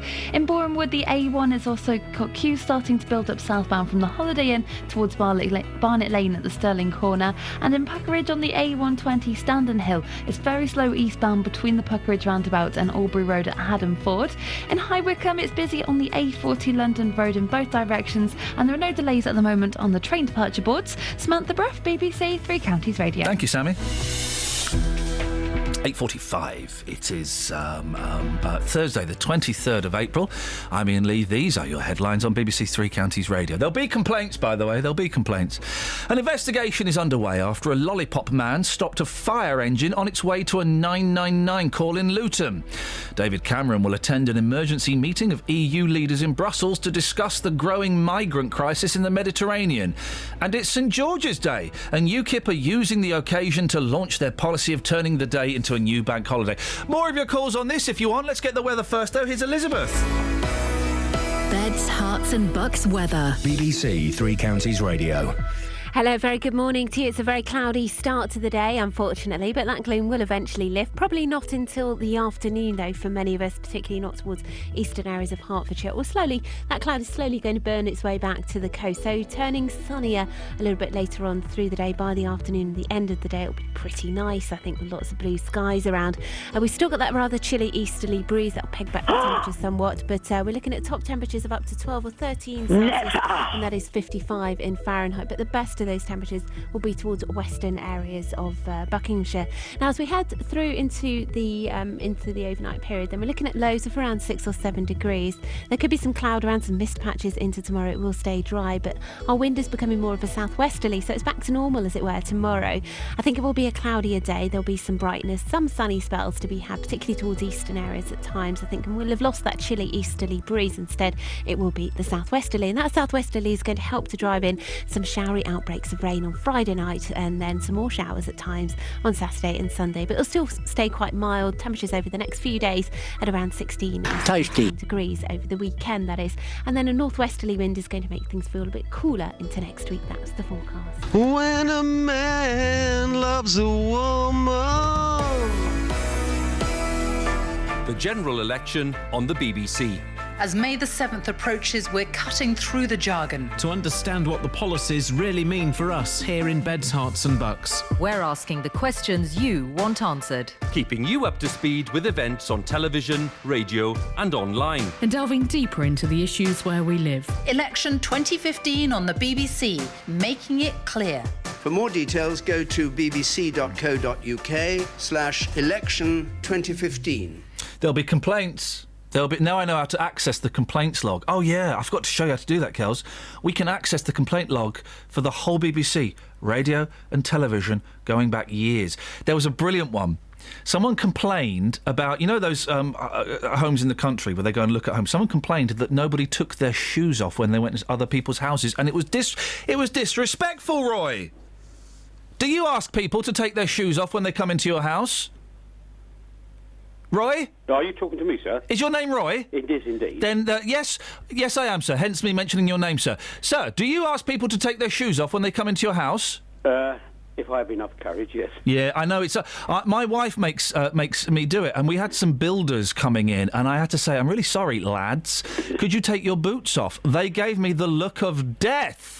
Well, no, my wife would kill me, but quite rightly so. I mean, in Japan, everyone takes their shoes off when you go in the house, and I think it's an absolute wonderful idea. Why bring all the dirt from there? I agree, but I'm such a coward when it comes to things like that. You've not called in about shoes and carpets, though, Roy, have you? No, I've called in about St George's Day. Go on, fella, what you got? Well, I send out St George's Day cards every year to all the good and great. I've not got one.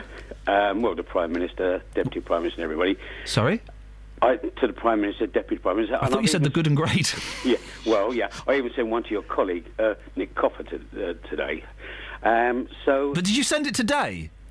Well, no, I sent it yesterday. It has arrived because you're okay. Presented. Why do you send St George's Day cards to Nick Coffer and the Prime Minister? Well, because Nick Coffer's the only person I know at your radio station. Okay, well, he's a very knowable kind of guy. But why do you send out St George's Day cards? I didn't even know such things existed. Well, I saw you come in. Well, I had them printed many years ago. I had 1,000 printed, and I'm still using them. Okay. So I believe we should celebrate our National Saint Day. Although he's a mythical figure, like St Patrick and all the other people, we should be proud of it. And I fail to understand why Ken Livingstone could give £250,000 to celebrate St Patrick's Day when he was in power, but refused me some money to celebrate St George's Day. Well, hang on a minute. Ken Livingstone was in power years ago, and to be honest, you can't just phone up and say, "All right, Mayor of London, I'm Roy in Brooksman Park. Can I have £250,000, please?" No, I didn't do it like that. That's posing the wrong question. I didn't do that. I wrote to him and said, if you can give £250,000 to celebrate St Patrick's Day, is it not fair to also give the same? This is the thing, Roy. This is why I think a lot of people complain about the lack of interest in St George's Day, because they're jealous of the paddies. They're jealous that St Patrick's Day is celebrated, so they think, if St Patrick's Day is being celebrated, we should celebrate St George's Day. No, I'm quite envious of the loyalty of the Scots and the Irish and everybody who take pride in their national. Is it loyalty identity. or is it blind stupidity? No, it's not blind stupidity. What's wrong with celebrating your heritage? Listen, if you want, and I'm not knocking anybody that wants to celebrate it, then do. But it's got nothing to do with me. They celebrate it in Iraq, Roy. They celebrate St George's Day in Iraq. Yeah, well, that's fine. That's fine. And in Spain? I said it's a mythical figure, but nevertheless, the mythical figure has been associated with us. I mean, even at the Battle of Agincourt, what was it? God for England, Harry and St George. So it's been around a long time. It was years ago, though, Roy. Yeah, but it doesn't make it any less pertinent. Here we go. What does being English mean? To me, to be pride that we've given the world so much, a law system, that we stopped slavery, and many other things. Well, hang on, Roy. We stopped slavery. We kind of started slavery as well, so, Well, no, we were part of it, but of course... We were a massive part in slavery, so, Yeah, I know, but it was a different time, different values, and we actually stopped it. The Royal Navy stopped slavery, so... but America stopped slavery. Do you know what I mean? Loads of places stopped slavery. We only stopped it because we'd started it. No, we didn't actually start it. Well, we started it in this country. I'm not saying we invented it, but we started it. We were slave traders. We didn't actually make slaves. But come on, Roy, that's still pretty low, isn't it? Yeah, but you're talking different values, different era, a couple of 100 years ago. So you can't judge it then. You have to. I mean, we had child prostitution. It still doesn't make it right, does it? No, but you can't celebrate the end of something that we contributed towards. What I'm trying to say. What else is good? What else does being English mean to you? What I'm trying to say is that England, on balance, gave the world more than what it took, and people. You tell that to a village in Iraq. Do you know what I mean? Because it's how we perceive it, isn't it? It's how we perceive it. Yes, but as many Indians still say yes. What great. The Indians say it. The Pakistanis don't say it because we screwed those guys over. No, you have to go and. I think you should really go back and do your history. We screwed the Pakistan. So we've got the whole continent of India, Roy. No. We've got the whole. We own the whole. We own the whole continent of India. That's how arrogant we were. We said, right, you've got 3 months to separate into 2 countries. The Indians, the guys that aren't the Muslims, the ones that we like, you can get the big bit. You get all the rich bit. You get the bit where it rains. You get the bit where it's nice. You get the bit where it's green and lush. Yeah, you Muslims, you got this corner in the northwest. You got 3 months to get there. Off you go. Hold on. That's what happened, Roy. Mountbatten. That's what Mountbatten did. He screwed him over. Mountbatten was the last viceroy. But Gandhi wanted separation, and we gave them what they wanted. No. We gave them 3 months. We gave them 3 months to do it. And we gave the Muslims we gave them the rubbish corner where they couldn't grow anything. Who had been in the pipeline? No, they decided and they killed millions. They killed hundreds of thousands between them. You've got to remember that we have to talk on balance. We can't nitpick history. Well, hang on a minute. Nitpicking history. The partition of India. That's not nitpicking, Roy. We screwed them over. Hold on. Again, you're talking from the values of 2014. You have to go back to the 19th century and different values. They were screwed. Well, it was the 20th century that the partition happened. Well, what about the caste system here? They screwed each other worse than we ever. But Roy, no. The thing is, you've and I've got to move on, Roy, because I want to speak to Kiri and Lisa. But what's this to do with St George's Day? Exactly, Roy. Thank you. Kiri's in Luton. Good morning, Kiri. Good morning, Ian. How are you? I am enjoying this more than a man should. And boy, oh boy, I hope you're ready for the complaints upstairs from people who aren't listening properly. Yes, Kiri. I just don't get it. Why are we celebrating this? I mean, I to be honest, I didn't even know it was. Yep. I don't really know who he is. And then when I hear you say he's not even British, and then hearing that last gentleman that was just talking and about slavery and things, as you said, we were an evil country. All the things that we did and that we started, and now we've done good things as well. Listen, Kiri, I'm running out of time. Stay there, Lisa. No. Get over it. Hello. Right, all right. Lisa, tell Kiri why she should be celebrating St George's Day, like you are. In St Albans, we're very proud of what we do on St George's Day. We are having lunch tomorrow for 350 people made up of the business community. We sing Jerusalem, Land of Hope and Glory. We wave flags. We hang flags from the ceiling. And it's a fantastic event. And when are you doing that, Lisa? When are you doing that? Tomorrow. So what are you doing for St George's Day? Preparing for tomorrow, actually. Oh. Why are you not holding a St George's Day lunch on, I don't know, St George's Day? Because we always do it on the Friday nearest to St George's Day for purposes of people being... they're singing Jerusalem. Yeah, but Lisa, would your life be any different if St George didn't exist? No. I mean, it's just another day, isn't it? He doesn't...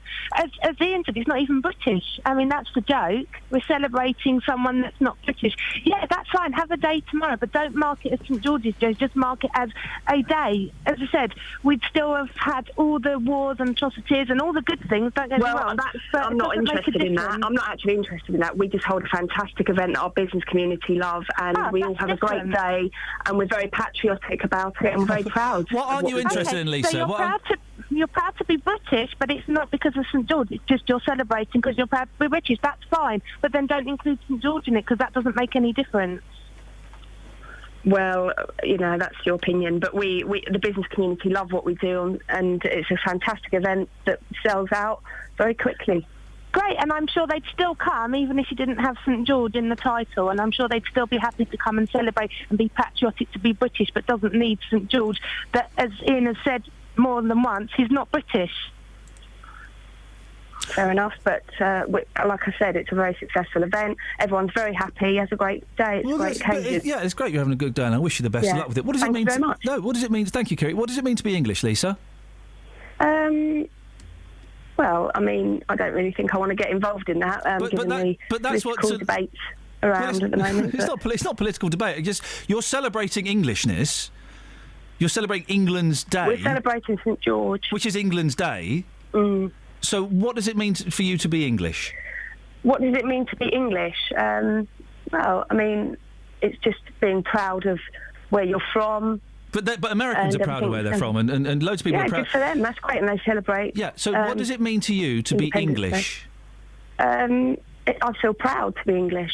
Okay, but what does it mean to be English? I don't know. I'm sorry, I can't answer that. Okay, so you're celebrating a day of Englishness. Yeah, we're very proud to be celebrating St George tomorrow. It's very patriotic. But what does it mean? I don't. What does it mean to be English, though? If you're being patriotic, what then do you you must think have. It means No. I don't necessarily think it means anything. You're celebrating it. I'm not. So what exactly are you celebrating, Lisa? In a nutshell. What are we celebrating? Well, culture, history, and we're celebrating culture and history. Brilliant. That's a great answer. If you want me to put it in a nutshell. I do. Thank you, Lisa. I hope you have a good day. Right. Hope it goes well. You. Thank you very much indeed. There we go. That was a perfectly valid answer. Travel news for beds, cards and bugs. BBC Three Counties Radio. On the A1M, it's very slow southbound from junction 2 for Welham Green approaching the M25, and it's busy on the M25 anti-clockwise from junction 17 for Maple Cross to 16 for the M40. In Watford, Exchange Road's also looking busy at Beach and Grove now, and in Boreham Wood, the A1 southbound has queues from the Holiday Inn to Barnet Lane.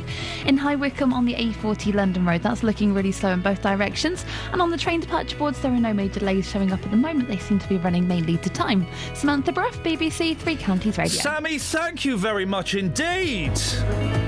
That was a feisty last 30 minutes. Thank you, guys. I love the fact, and I hope we're all friends. We're all still friends, aren't we? Because we're all still friends. You know I can take it. You can pretty much take it as well, can't you?